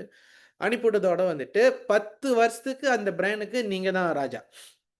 10 வருஷம் சென்று அந்த பிராண்டை வந்து நீங்கள் ரினியூ பண்ணணும். ரினியூ பண்ணிட்டீங்கன்னாக்கா இன்னொரு 10 வருஷத்துக்கு அது ப்ரொடெக்ஷன் கொடுக்கும். ஸோ அப்போ நான் 10 வருஷம் ரினியூ பண்ணணுமா? கண்டிப்பாக பண்ணி ஆகணும். ஸோ 10 வருஷத்துக்கு அப்புறம் நான் ரினியூ பண்ணலன்னா என்ன நடக்கும்னாக்கா அவங்க டைம் கொடுப்பாங்க, இன்னொரு எக்ஸ்ட்ரா 6 மாதம். அந்த 6 மாதம் சென்றும் நீங்கள் வரலனாக்கா பாய் பாய். ஸோ அந்த ரிஜிஸ்டர் பண்ணிவிட்டு ரினியூ பண்ணிக்கிட்டே இருக்க முடியும் ட்ரேட்மார்க். காப்பிரைட்டோ இது பேட்டன்லாம் வந்துட்டு ரினியூவல் கிடையாது. ட்ரேட்மார்க் ஒரு நல்ல விஷயம்னா ரினியூ பண்ணலாம். அது ஒரு ரொம்ப ரொம்ப ரொம்ப ரொம்ப ஒரு நல்ல விஷயம். அது ரினியூ பண்ணிக்கிட்டே இருக்கலாம். அது உங்களோட சொத்து இருந்துக்கிட்டே இருக்கும். ஸோ அது ப்ரொடெக்ட் பண்ணிக்கிட்டே இருக்கலாம் நீங்கள் ஒவ்வொரு 10 வருஷத்துக்கு அப்புறம். அதுக்கு தனியாக வந்து ரினியூவல் சார்ஜஸ் இருக்குது. அதுக்கு 900 இந்த மாதிரி வரும். ஸோ அதை ரினியூ பண்ணிவிட்டு அப்போ கண்டிப்பாக மற்ற டாக்குமெண்டேஷன் எல்லாமே செய்கிறப்ப ட்ரேட்மார்க் ஏஜென்ட் வேறு சார்ஜ் பண்ணுவாங்க. அது வேறு இருக்குல்ல. பட் ப்ரொடெக்ஷன் இருக்கும் உங்களுக்கு. ஸோ டைமிங் பார்த்தீங்கன்னாக்கா நம்ம சொன்ன மாதிரி எக்ஸ்பயர் ஆகிறதுக்கு 6 மாதத்துக்கு முன்னாடியே நீங்கள் உங்கள் வேலையை ஆரம்பிச்சிடலாம் ரினியூ பண்ணுறதுக்கு. எக்ஸ்பயர் ஆகி 6 மாதம் எக்ஸ்பயர் ஆகி இன்னொரு 6 மாதம் தான் கொடுப்பாங்க. ஆனால் சர்சார்ஜ் இருக்குது. ஸோ எக்ஸ்ட்ரா சார்ஜ் பண்ணுவாங்க. ஸோ முடிஞ்ச அளவுக்கு அதை தவிர்த்துடுங்க. ஏர்லியாகவே செய்கிறது நல்லது. அடுத்தது ஃபார்ம்லாம் ஃபில்அப் பண்ணிவிட்டு 950 ஃபார் ஃபர்ஸ்ட் கிளாஸ் ரினியூவல். அப்புறம் ஒவ்வொரு எக்ஸ்ட்ரா கிளாஸ் நம்ம சொன்னால 45 கிளாஸ் இருக்குன்னு. ஒரே பிராண்டு 5 கிளாஸ் வச்சுருந்தீங்கன்னாக்கா ஒவ்வொரு பிராண்டுக்கும் 800 கட்டணும். ஃபர்ஸ்ட் பிராண்டுக்கு மட்டும் 950 வரும். அப்புறம் மற்ற சர்ச் சார்ஜ் அதெல்லாமே இருக்கும். லேட் ரினியூவலுக்கு எக்ஸ்ட்ரா 20% இருக்குது. அதை பார்த்துக்குங்க. ஒவ்வொரு 10 வருஷத்துக்கு வந்து சர்டிஃபிகேட் ரினியூ பண்ணிடுவாங்க. Right, okay. இன்டர்நேஷ்னல் ப்ரொடெக்ஷன் இது வந்துட்டு மலேசியாவுக்கு அப்பாற்பட்டு மற்ற நாட்டுகளுக்கெல்லாம் நான் கொண்டு போகிறேன். நான் ட்ரேட்மார்க் பண்ணலாமா? தாராளமாக பண்ணலாம். இங்கே தான் வந்துட்டு நமக்கு கிடைச்சது வந்துட்டு பெரிய சொத்து வந்து இந்த மேட்ரிட் ப்ரோட்டோகால்னு. நான் வெளியூரில் போய் ரிஜிஸ்டர் பண்ண தேவையில்லை, நான் இங்கேருந்தே செய்யலான்றப்ப. ஸோ நான் ஏன்னா எக்ஸ்போர்ட் பண்ண போகிறேன், நான் இப்போ பிராண்டை பெருசாக்க போகிறேன்னு. அப்போ மேனுஃபேக்சரிங் கம்பெனியோ இல்லை நீங்கள் டிஜிட்டல் உங்களோட பிராண்ட் தெரியறதுக்கோ இது எல்லாமே வந்துட்டு உங்களுக்கு ரொம்ப ரொம்ப ப்ரொடெக்ஷன் கிடைக்கும் உங்களுக்கு. ஸோ நீங்கள் தாராளமாக கொண்டு போகலாம். அண்ட் தென் வந்துட்டு ஆன்லைன் பிஸ்னஸ் கூட வந்துட்டு நீங்கள் பார்த்தீங்கன்னாக்கா சில ஆன்லைன் ப்ரெசன்ஸ் இருக்கிறதுக்கு வந்துட்டு நீங்கள் வந்து ட்ரேட்மார்க் பண்ணி இருக்கிறது நல்லது. இப்போ வச்சுக்கோங்களேன், லசாடா ஷாப்பில் நீங்கள் உங்கள் சொந்த பிராண்ட் விற்க போகிறீங்கனாக்கா அங்கே ஆப்ஷன் கொடுத்துருக்கோம், பிராண்ட், நோ பிராண்ட். இல்லைனா பிராண்ட் இருக்குனாக்கா நீங்கள் அந்த பிராண்ட் உங்கள் பிராண்ட் அங்கே லிஸ்ட் பண்ணி இல்லைன்னா நீங்கள் உங்கள் ட்ரேட்மார்க் நம்பர் அங்கே கீன் பண்ணி உங்கள் பிராண்ட் நம்பர் அங்கே போட்டுட்டு அவங்க ஒரு விதின் 1 டேல அப்ரூவல் கொடுத்துருவாங்க. Okay, it's registered brand. ஏன்னா அவங்க டேட்டா பேஸ் போய் செக் பண்ணுவாங்க. ஸோ இதெல்லாம் வந்துட்டு பிராண்ட் வேல்யூ கொடுக்கும் உங்களுக்கு. நீங்கள் அமேசானில் விற்க போகிறீங்க இல்லை அலிபாபாவில் செய்ய போகிறீங்கன்னா கூட இது ரொம்ப, ஏன்னா சம்டைம் நான் பார்க்க சில பேர் வந்து எக்ஸ்போர்ட் பண்ணுறீங்களே. ஸோ இந்த பிராண்ட் இருக்கிறப்ப people tend to trust the brand more, brand இல்லாமல் வைக்கிறதுக்கு. சரிங்களா? Then Madrid protocol global system. நான் சொன்ன மாதிரி மேட்ரிட் ப்ரோட்டோகால் வந்துட்டு வேர்ல்ட் இன்டெலெக்சுவல் ப்ராப்பர்ட்டி ஆஃபீஸ் அதுலேருந்து டேட்டா பேஸ் செக் பண்ண ஆரம்பிப்பாங்க. ஸோ அங்கேருந்து நம்ம பார்க்கலாம் 130 கண்ட்ரிக்கு மேலே அதில் இருக்காங்க. அதில் நல்ல விஷயம் மலேசியாவும் என்டர் பண்ணிட்டாங்க 2019. ஸோ நம்ம இங்கேருந்து மை ஐபிஓ மூலமாகவே அதை செய்யலாம். பட் அதோட ஃபீஸ் எல்லாமே வந்துட்டு பொறுத்து இருக்குது எந்த கண்ட்ரிக்கு என்ன செய்ய போகிறோன்றது. ஸோ நான் சொன்ன மாதிரி get your trademark registered in Malaysia first, then you think about other countries. இங்கே ரிஜெக்ட் ஆகிடுச்சு, அங்கே போய் செய்ய போகிறேன்னா அதுக்கு வாய்ப்பு இல்லை. ஓகே, தென் மேட்ரிட் ப்ரோட்டோகால் வந்துட்டு சிம்பிளிஃபைட் ப்ரோசஸ். ஏன்னா நம்ம இங்கேயே செஞ்சிடலாம், பேமெண்ட் ரொம்ப சேவ் பண்ணலாம். இங்கேருந்து சிங்கப்பூருக்கோ வியட்நாமுக்கோ அங்கே ஒரு லாயர் ஹையர் பண்ணுறது போல இங்கேயே ஒரு லாயரை வச்சு இங்கேயே எல்லாமே முடிச்சிடலாம். இல்லை இங்கேயே ட்ரேட்மார்க் ஏஜென்ட் வச்சு முடிச்சிடலாம். இல்லை இங்கேயே நம்மளே கூட செஞ்சுக்கலாம். சென்ட்ரலைஸ்டு மேனேஜ்மெண்ட் இங்கே வேர்ல்ட் ஐபிஓ WIPO கீழே மை ஐபிஓ இருக்கிற வச்சு அவங்களே இங்கே எல்லாமே மானிட்டர் பண்ணி நம்ம கொடுத்துருவாங்க. தென் எந்தெந்த ஊரில் நம்ம போகிறோன்றது டீட்டெயில்ஸும் நம்ம அங்கே பார்த்துடலாம். மேட்ரிட் ப்ரோட்டோகால் வந்துட்டு எலிஜிபிலிட்டி மலேசியன் அப்ளிகேஷன் அங்கே போட்டிருக்கேன் பாருங்க. Must have existing Malaysian application or registration or connection to Malaysia. ஏன்னா நம்ம மலேசியாவில் இருக்கோம், இங்கே இல்லை, வாய்ப்பு இல்லை. அப்புறம் வந்துட்டு MM2 ஃபார்ம் வந்துட்டு எந்த கண்ட்ரிக்கு நம்ம செய்ய போகிறோமோ அந்த ஃபார்ம் எடுத்து ஃபில்அப் பண்ணிவிட்டு அதுக்கப்புறம் வேர்ல்ட் ஐபிஓக்கு ரிஜிஸ்டர் பண்ணுறதுக்கு மை ஐபிஓ மூலமாக நம்ம ட்ரை பண்ணுவோம். இது கிடச்சிட்டோன்னே டன், நம்ம வேர்ல்ட் ஐபிஓ கீழே போயிடுவோம். நம்ம எந்த கண்ட்ரி நம்ம போகிறோமோ அதை பார்த்துக்கலாம். இதுதான் இன்டர்நேஷ்னல் அப்ளிகேஷன். ரைட், இப்போ அடுத்தது ப்ராக்டிக்கல் டிப்ஸ் ஃபார் அப்ளிகேஷன். நம்ம அதை சொன்ன மாதிரி இது டிப்ஸு என்ன சொல்கிறேன்னா, யூனிக்காக இருக்கான்னு பாருங்கள். ஏதோ தெரியலனாக்கா ப்ரொஃபஷ்னல் ஹெல்ப், அதாவது சீக் தியர் கைடன்ஸ், அவங்கக்கிட்ட கேளுங்க. They can guide you, we can guide you. கேளுங்க எப்படி செய்யலாம் எப்படின்றது. ஸோ ப்ரொஃபஷ்னலாக இருக்கிறப்ப அவங்கக்கிட்ட கேட்குறப்ப தி ten to share more ideas. And sometimes வந்துட்டு மை ஐபி ஆஃபீஸர்கிட்ட கூட இப்போ நீங்கள் தாராளமாக பேசலாம், அதுக்கெல்லாம் ரெஸ்ட்ரிக்ஷன் கிடையாது. ஸோ நிறைய வழிகள் இருக்குது. அப்புறம் ஸ்ட்ராட்டஜி கிளாசிஃபிகேஷன், எந்த கிளாஸுக்கு போக போகிறீங்கன்னு தெரிஞ்சுக்கிட்டு அந்த கிளாஸை செய்யணும். டாக்குமெண்டேஷன் ரொம்ப ரொம்ப முக்கியம். இந்த டாக்குமெண்டேஷன் தான் தலைவலின்ற வச்சு ரொம்ப கம்பெனி என்ன பண்ணுவாங்க, ஐயா நீயே செஞ்சு கொடுத்துருன்றுவாங்க. ஏன்னா இது டாக்குமெண்டேஷனில் தான் மிஸ் ஆகிடக்கூடாது. ஓகேங்களா? தென் அடுத்து என்ன செய்யணும்னா, ப்ரொடெக்ட் யுவர் பிஸ்னஸ் அசெட்ஸ். எவ்வளோ சீக்கிரம் நீங்கள் ரிஜிஸ்டர் பண்ண முடியும்னு நீங்கள் நினைக்கிறீங்களோ அவ்வளோ சீக்கிரம் நீங்கள் ரெஜிஸ்டர் பண்ணுங்கள். குளோபலாக யோசிங்க. ஒரு பிராண்ட் ஆரம்பித்தேன், நான் இங்கேயே செய்ய போகிறேன், அதை சொல்லுவாங்களே குண்டு சட்டிக்குள்ளே குதிரை ஓட்டுறது, இங்கேயே இருந்தால் போதும், அந்த மாதிரிலாம் யோசிக்காதீங்க. நல்லா பெருசாக யோசிக்கணும், பெருசாக கொண்டு போக போகிறேன்னு. அப்புறம் அதை மானிட்டர் பண்ணணும். இந்த பிராண்டுக்கு வந்துட்டு ஏதாவது தடங்கள் வருதா, ஏதாவது கெட்டது நடக்க போதா அப்படின்றலாம் உங்களுக்கு தெரியணும். கெட்டதுன்னா என்ன சொல்கிறேன்னா, போய் ரிஜிஸ்டர் பண்ணுறப்ப அது இன்னொருத்தர் செஞ்சுருப்பான்ல, ஸோ அதெல்லாமே இல்லாமல் நீங்கள் பார்த்துக்கணும். அது நீங்கள் மானிட்டர் ரொம்ப ரொம்ப முக்கியம். நான் பழைய ஆஃபீஸில் இருக்கிறப்பெல்லாம் வந்துட்டு என்ன சொல்லுவாங்கனாக்கா, லைக் மாதத்துக்கு ஒரு வாட்டி வந்துட்டு நான் ஒரு ரிப்போர்ட் அனுப்பணும். அந்த பிராண்ட் எப்போ எக்ஸ்பயர் ஆகுது அப்படின்னு. ஏன்னா எல்லாருக்குமே தெரியும் 10 வருஷம்னு. அப்போ கூட ஏன் அந்த ரிப்போர்ட்லாம் இப்போ கேட்பாங்கனாக்கா, அது என்ன நடக்கும்னா, சம்டைம் நம்ம எங்கேயாவது ஓவர்லுக் பண்ணிடுவோம். திடீர்னு பார்த்தாக்கா நம்ம மாதிரி இன்னொருத்தர் பிராண்ட் செஞ்சு வச்சுருப்பான். மதன் நம்ம மாதிரி ஒருத்தர் செஞ்சுருக்கான், நம்ம என்ன ஆக்ஷன் எடுக்கலாமா?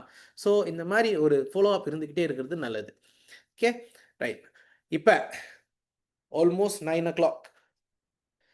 நான் காப்பிரைட் பற்றி பேச போகிறேன். காப்பிரைட்டில் பேட்டன்லாம் வந்துட்டு ரொம்ப டைம் எடுக்காது, ஃபாஸ்ட்டாக முடிச்சிடலாம். இது நான் போகிறதுக்கு முன்னே நான் மிஸ்டர் பங்கேஷ் கேட்ட கேள்வியை நான் போயிட்டு இப்போ ஆன்சர் பண்ணிடுறேன். மீன் டைம் ஏதாவது கேள்விகள் இருந்தால் நீங்கள் கேளுங்க. மைக் ஆன் பண்ணி கூட கேட்கலாம். நான் சொல்கிறேன் உங்களுக்கு.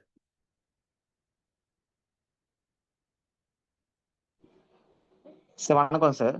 வணக்கம் சார், சொல்லுங்கள் சார். சார் இப்போ இந்த பெட்டரைட்ஸ் அப்படி செய்யறதுக்கு வந்துட்டு இதோட ப்ராசஸ் டைமிங் வந்துட்டு எவ்வளோ நாள் எடுக்கும் சார்? அப்படி பெட்டரைட் செய்யறதா ஒரு கம்பெனிக்கு? ஓகே, ட்ரேட்மார்க் செய்யறதுனா சார் 18 மாதம், ஒரு வருஷம் கூட கிடைக்கும் சார். ஒரு வருஷத்தில் கூட கிடைக்க வாய்ப்புகள் இருக்குது. டிலே ஆகிறது 18 மாதம். ஸோ நான் ஸ்டாண்டர்டாக எல்லாத்தையுமே சொல்கிறேன், அப் டு 18 monthsன்னு சொல்லிடுறேன் சார்.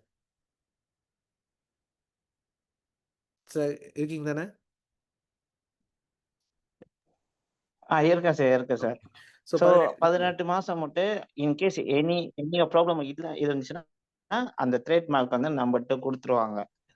ஆமாம், பிரச்சனை எதுவுமே இல்லைன்றப்ப நமக்கு தெரிஞ்சிடும். நம்ம ஃபாலோ பண்ணிக்கிட்டே இருக்கலாம், செக் பண்ணிக்கிட்டே இருக்கலாம் நம்மளோட ட்ரேட்மார்க் நம்பர் வச்சு எப்படின்றது. அப்போ நம்ம சரியாக போயிட்டு இருக்குமா இல்லையான்னு. ஏன்னா நம்ம அப்ளை பண்ணதோடையே நமக்கு ஒரு ட்ரேட்மார்க் நம்பர் கொடுத்துருவாங்க. ஸோ நீங்கள் இப்போ ட்ரேட்மார்க் ஏஜென்ட் மூலமாக போயிருந்தீங்கன்னா நீங்கள் அவங்ககிட்ட ஃபாலோ பண்ணலாம். என்ன நான் ட்ரேட்மார்க் பண்ணிட்டேன், ஏதாவது அப்டேட் இருக்குதா, அப்போ அவங்க செக் பண்ணிட்டு உங்களை அப்டேட் பண்ணுவாங்க. ஏன்னாக்கா நீங்கள் பிஸ்னஸ் செஞ்சுக்கிட்டு இருக்கீங்க, அது பாட்டு ஓடிக்கிட்டு இருக்கு, இந்த சைட் இது பார்க்குறப்ப அது நடக்கும். இல்லை நான் சொந்தமாக செஞ்சுருக்கேன், நான் சொந்தமாக செக் பண்ணலாமான்னா தாராளமாக செக் பண்ணலாம். ஓகே, இப்போ பார்த்தீங்கன்னா ஓகே சார், ஓகே சார். எல்லாருமே தேங்க்யூ சார். எல்லாருமே டேக் நோட் பண்ணிக்கோங்க. இது myipo.gov.my அந்த வெப்சைட் தான் நான் போனேன்.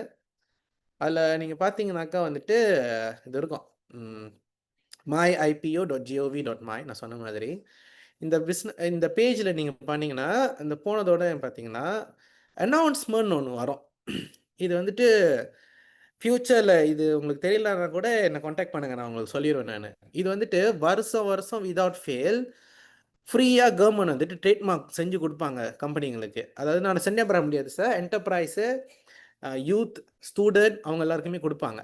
டானா பொம்ஃபைலான் ஹர்த்தா இன்டலெக்ட் டானா IP 2.0 அங்கே இருக்குது பார்த்தீங்களா.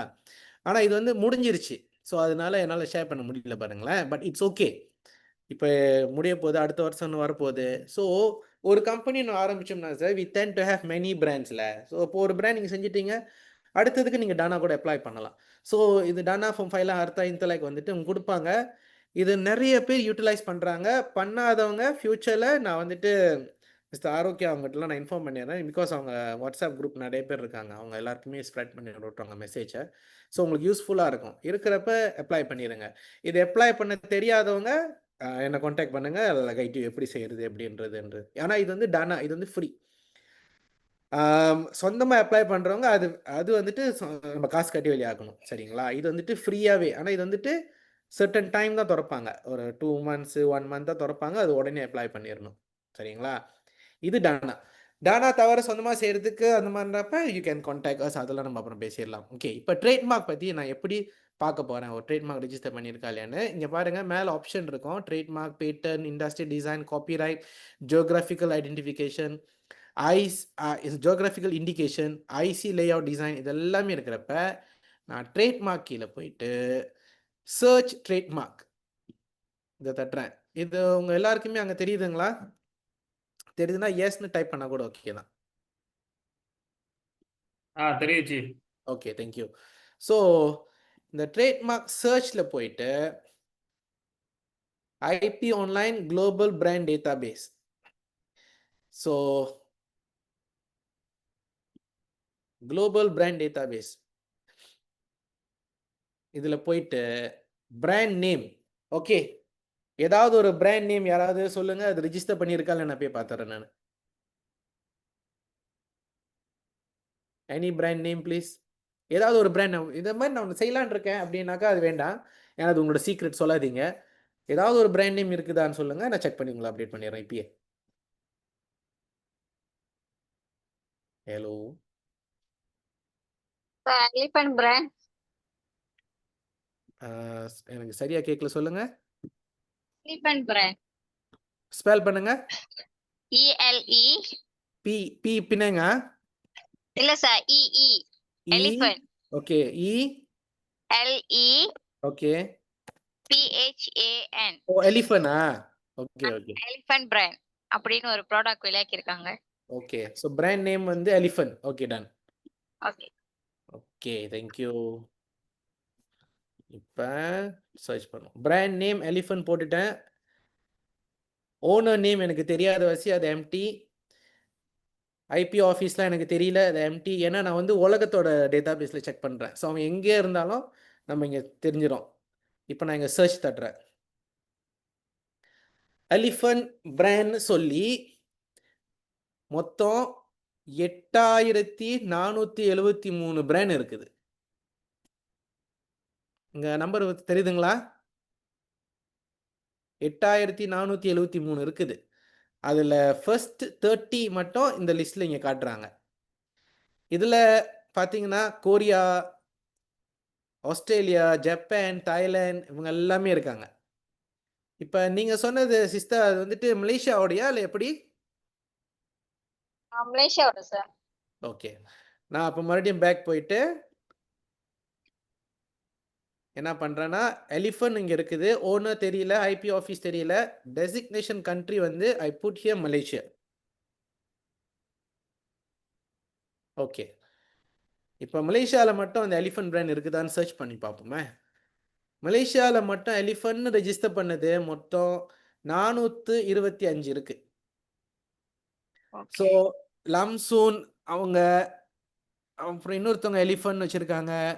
இப்போ நீங்கள் பாருங்கள், கிளாஸ் 3ல் இவர் செஞ்சிட்டாரு elephant. Elephant D elephant. Okay, இன்னொருத்தர் என்ன பண்ணியிருக்காருன்னா கிளாஸ் 1ல் ரெஜிஸ்டர் பண்ணியிருக்காரு எலிஃபண்ட். இன்னொருத்தரும் கிளாஸ் 1ல் ரெஜிஸ்டர் பண்ணியிருக்காரு எலிஃபண்ட். இவருக்கு ட்ரேட்மார்க் வந்து ended September 24. endedன்ற வார்த்தை தெரியுதுங்களா உங்களுக்கு? இங்க சரிங்க சார். அப்போ உங்களோட ட்ரேட்மார்க் எண்ட் ஆயிடுச்சு. அவங்க அதுக்கப்புறம் ரினியூ பண்ணல. இன்னொருத்த கம்பெனி இவங்களும் கிளாஸ் 1ல் தான் ரிஜிஸ்டர் பண்ணியிருக்காங்க. நாய்ஸ் கிளாஸ் 1, இவங்களும் கிளாஸ் 1. இவங்களுடைய ended October 24, 2011. இவங்க அதுக்கப்புறம் ரினியூ பண்ணலை. இப்போ ரிஜிஸ்டர் பண்ணி இருக்குது நாங்கள் எப்படி காட்டோம்னா எப்படி காட்டும். எலிஃபண்ட் கிளாஸ் 16 மலேசியாவில் ரிஜிஸ்டர் பண்ணியிருக்காங்க. அவங்க அப்ளை பண்ணது 1954 இன்ன வரைக்கும் ரிஜிஸ்டரில் வச்சுருக்காங்க. ஒவ்வொரு 10 வருஷம் அவங்க விடாமல் செஞ்சுக்கிட்டு இருக்காங்க. ஓகே, அடுத்தது மற்ற எல்லாமே நீங்கள் பார்த்தீங்கன்னா எல்லாமே எண்டட். இன்னொரு ரெஜிஸ்டர் பண்ணது வந்து 2001, 2007 இன்னும் ஆக்டிவாக இருக்குது. 2020 ரெஜிஸ்டர் பண்ணது ஆக்டிவாக இருக்குது. ஸோ ஒன்று ஆக்டிவாக இருக்குது ஃபுமாகிலாவோட எலிஃபண்ட் கிளாஸ் 5. அதே him trading class 5 ended 2010. So இவங்க விட்டதோட டக்குன்னு இவங்க அதை எடுத்துட்டாங்க. அதே கிளாஸில் போய்ட்டு இவங்க ரெஜிஸ்டர் பண்ணியிருக்காங்க பாருங்கள், கிளாஸ் 5, இவங்க கிளாஸ் 5. 2010 அவங்க நிப்பாட்டிட்டு அது கிளாஸ் 5 அவங்க விட்டுட்டாங்க. ஃபுமாகிலா போயிட்டு அதே கிளாஸ் 5ல இவங்க போய் ரெஜிஸ்டர் பண்ணிக்கிட்டாங்க. இடம் கோசமாகனா இன்னொருத்தவங்க எடுத்துருவாங்க. இடத்த நிரப்புறது அது ரொம்ப முக்கியம். ஸோ இப்படி தான் நான் பார்ப்போம் அப்போ அந்த பிராண்ட் செய்ய முடியுமா இல்லையா அப்படின்றது. இது வந்துட்டு ஆக்சுவலி உங்களுக்கு நான் டீட்டெயிலாக காமிச்சிட்டேன் எப்படி இருக்கும்ன்றதுன்னு. சார் மிஸ்டர் பங்கேஷ் உங்களுக்கு ஓகே சார் இது?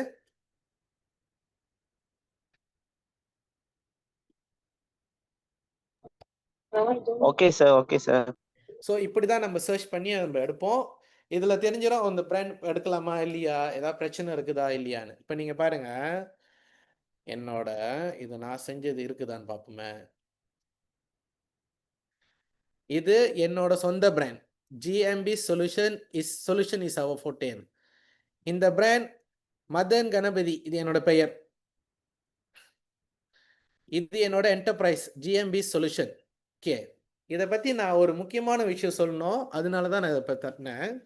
இங்கே பாருங்க, GMB சொல்யூஷன் இதை வந்துட்டு ட்ரேட் வந்துட்டு எதில் பண்ணுறேன்னா ட்ரேடர்ஸ் GMB சொல்யூஷன். அதாவது நம்ம வந்துட்டு என்டர்பிரைஸ் கம்பெனி வச்சுருக்கோன்னா இந்த பிராண்ட் வந்துட்டு என்னதான் நம்ம என்டர்பிரைஸ் கம்பெனி வச்சுருந்தாலும் இந்த பிராண்ட் ஓனர் வந்து அந்த கம்பெனியோட ஓனராக தான் இருப்பார். இப்போ நான் தான் இந்த கம்பெனியோட ஓனர்ன்ற வாசி, அதாவது நம்ம என்டர்பிரைஸ் பிஸ்னஸில் சென்னியான் பர்ஹாட் கிடையாது. சென்னியான் பர்ஹாட்டாக இருந்துச்சுன்னா என்ன நடக்கும்னா அந்த ஓனரோட பெயரை காட்டாது, நேராக இப்படி காட்டும், மீன்டைன் இண்டஸ்ட்ரி சென்னியான் பர்ஹாட் BIZZன்னு இருக்குது. ஆனால் இதே வந்துட்டு என்டர்பிரைஸ் கீழே செய்கிறோம்னா அந்த ஓனர் அந்த பிஸ்னஸோட ஓனர் பேர் தான் வரும். இது எதுக்கு நான் அது முக்கியமாக எடுத்து பேசுகிறேன்னா, ஃப்யூச்சரில் நீங்கள் வந்துட்டு கம்பெனி பெருசாக்க போகிறீங்கன்னா என்டர்பிரைஸ்லேருந்து கண்டிப்பாக எல்லாம் ஒரு கட்டம் சென்னை நம்பர் போவீங்கல்ல. மொதல் விஷயம் வந்துட்டு இந்த ஓனர்ஷிப் வந்து சென்னை நம்பர் கம்பெனிக்கு மாற்றிடுங்க. என்டர்பிரைஸில் இருந்தால் இந்த சொத்து என்னோட வருங்கால அது என்ன சொல்லுவாங்க வாரிசுக்கு போகாது. சென்னியான் பர்ஹாட் மட்டும்தான் வாரிசு மாதிரி கொண்டு போகலாம். என் கம்பெனிக்கு வந்து ஷேர் ஹோல்டர் இவ்வளோ பேர் இருக்காங்க, நான் போனதுக்கப்புறம் இத்தனை உங்களுக்கு எல்லாருமே அந்த சொத்துன்னு.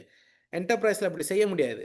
ஸோ நீங்கள் வந்துட்டு நான் ஒரு என்டர்பிரைஸ், நான் ஒரு பிஸ்னஸ் கம்பெனி வச்சுருக்கேன், நான் ட்ரேட்மார்க்லாம் செஞ்சு வச்சுட்டேன், நான் போனதுக்கப்புறம் வந்துட்டு என் பிள்ளைங்களுக்கு தான் அதுன்றப்ப அது சாத்தியமே கிடையாது. அப்போ இது என்ன பண்ணணுன்னா ஒரு கட்டத்தில் வந்துட்டு சென்னியான் பர்ஹாட் கம்பெனிக்கு அதை மாற்றிடணும். அப்போ இதே நான் இன்னொன்று இருக்குது எனக்கு காட்டுறேன். இப்போ இதை நான் இங்கே காமிச்சிட்டேன். இது ரிஜிஸ்டர்ட், நான் அப்ளை பண்ணது January 31, 2024. ஓகேங்களா? இது என்னோடய ட்ரேட்மார்க் நம்பர் எல்லாமே இங்கே வந்துருச்சு. நான் இங்கே பார்த்தீங்கன்னா நான் ஒன்று செஞ்சுருக்கேன். இது வந்துட்டு பிளாக் கலரில் கொடுத்துருக்கேன். என்னோடய கம்பெனி லோகோ வந்து ப்ளூ, ஆனால் ஐ சூஸ் பிளாக். இங்கே பார்த்தீங்கன்னா சில பேர் பாருங்கள் பிளாக் படிச்சிருப்பாங்க, சில பேர் ப்ளூ கலர் போட்டிருக்காங்களே. பிளாக் எடுத்தோம்னா என்ன நடக்கும்னா எந்த கலர் போட்டாலுமே அது என்னோட தான் சொந்தம். சில பேர் என்ன பண்ணுவாங்கன்னா நான் ப்ளூ கலர் மட்டும்தான் வச்சுருப்பேன் அப்படின்வாங்க. ஸோ அது அவங்களோட விருப்பத்தை பொறுத்து இருக்குது. ஓகே, நான் இன்னொரு இது காட்டுறேன். நான் இதே GMB சொல்யூஷன் ஒரு என்டர்பிரைஸ் கீழே இருந்தால் எப்படி இருக்குன்னு அதே நான் இன்னொன்று செஞ்சேன். மார்க் ப்ரோ, நான் முதல்ல சொன்னல லோகோ இல்லை, என்னோட எழுத்தை வச்சு கூட நான் ட்ரேட்மார்க் பண்ணலான்னு. இதுதான் இது மார்க் ப்ரோ சென்னியான் பர்ஹாட். இதுவும் என்னோடது தான், ஆனால் இதில் இருந்து என் பேர் வரல, கம்பெனி பேர் தான் இருக்குது. நான் லோகோ செய்யாமல் நான் என்ன பண்ணிட்டேன், என்னோட பெயர் எனக்கு மைண்டில் வந்துச்சு, லோகோ செய்கிறதுக்கு எனக்கு டைம் எடுக்கும்னு சொல்லிட்டு நான் போயிட்டு ட்ரேட்மார்க் ரிஜிஸ்டர் பண்ணிட்டேன் November 13, 2024. ஸோ ரிஜிஸ்டர் பண்ணியாச்சு. லோகோ இப்போ நான் ரெடி பண்ணிட்டேன். நான் எப்போ வேணாலும் நான் போய் கொடுத்தேனாக்கா லோகோவும் எனக்கு கிடச்சிடும். ஏன்னா நான் வார்த்தையே லாக் பண்ணிட்டேன். இந்த மார்க் ப்ரோன்ற வார்த்தை வந்துட்டு நம்மளே சொந்தமாக கண்டுபிடிச்சி போன வாசி எந்த ஒரு பிரச்சனையும் இருக்காது. அதான் சொன்னல, எந்த ஒரு மீனிங் இருக்கக்கூடாது. நீங்கள் செய்ய போகிற ட்ரேட்மார்க் வார்த்தை மீனிங் இருந்துச்சுனாக்கா அது யாருமே பாய்க்க முடியாதுல்ல. ஸோ மீனிங்லெஸ்ஸாக இருந்துச்சுனாக்கா ரொம்ப ஈஸி உங்களுக்கு அந்த ட்ரேட்மார்க் ரிஜிஸ்டர் பண்ண. ஸோ ட்ரேட்மார்க்கோட நான் ஃபுல்லாக எக்ஸ்பிளைன் பண்ணிட்டேன். வேறு ஏதேனும் கேள்விகள்? நான் காப்பிரைட்டும் பேட்டனும் சொல்ல போகிறேன், இல்லைன்னா ப்ரொசீட் பண்ணிடுவேன்.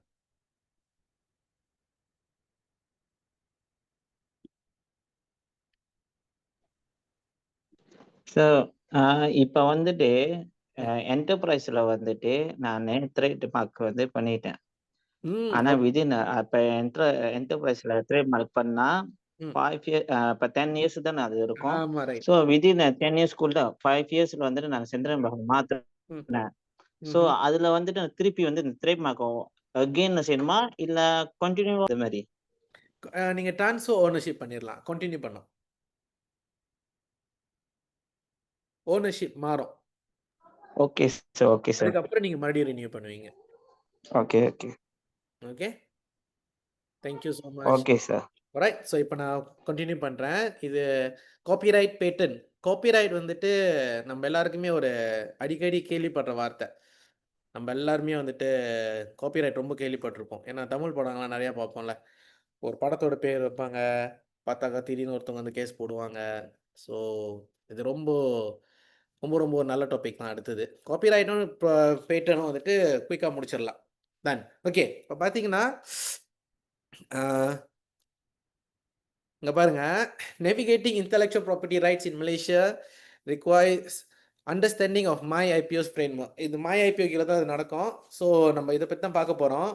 நம்ம இன்னைக்கு இன்னொருத்தரை பற்றியும் பார்க்க போகிறோம். Will also examine the high profile case of renowned Indian composer Ilaiyaraaja's copyright claim. தெரியுங்களா, இளையராஜா வந்துட்டு அப்பப்போ கேஸ் போட்டுறாருன்னு எல்லாமே கோவப்படுறாங்களே. ஸோ அது வந்துட்டு அதுக்கு ஒரு காரணம் இருக்குது, ஏன் அவர் அப்படி செய்யறாருன்றது. ஸோ இப்போ இது வந்துட்டு ஒரு எக்ஸ்பிளனேஷன் தான் காப்பிரைட் எவ்வளோ முக்கியம் அப்படின்றதுன்னு.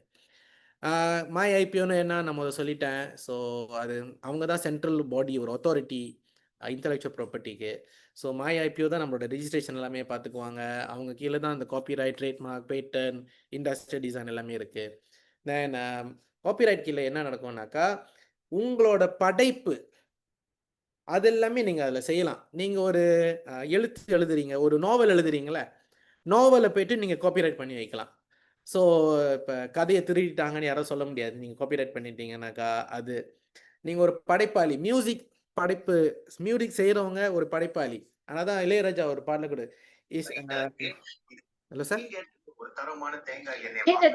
என்ன வெள்ளை கலர்லயா இருக்கு, அது பிரவுனா இருக்கா? ஓகே இருங்க, நான் மியூட் பண்ணிடுறேன். alright. ஸோ அப்போ என்ன நடக்கும்னாக்கா, இதை எப்படி நம்ம அதை நம்ம கொண்டு லைக் எப்படி நம்ம அதை போய் சேர்க்கலான்னு பார்க்கணும்ல. ஸோ ஒரு காப்பிரைட்னாக்கா ஒரு படைப்பாளி, நான் தான் கிரியேட்டர்.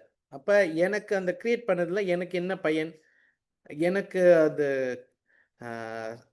எனக்கு என்ன பயன் தான் ரைட்டான வார்த்தை. ஸோ நான் ஒரு படைப்பு படைச்சேன்னா, நான் உயிரோடு இருக்கிற வரைக்கும் காப்பிரைட்டோட கொஞ்சம் டிஃப்ரெண்ட்டு. நான் உயிரோடு இருக்கிற வரைக்கும் காப்பிரைட் என் சொந்த பேரில் இருந்துச்சுன்னா அது எக்ஸ்பயர் கிடையாது. நான் சாகிற வரைக்கும் என்னோட. நான் செத்த பிறகு 50 வருஷம் சென்று அது யார் என்ன செய்யலாம்.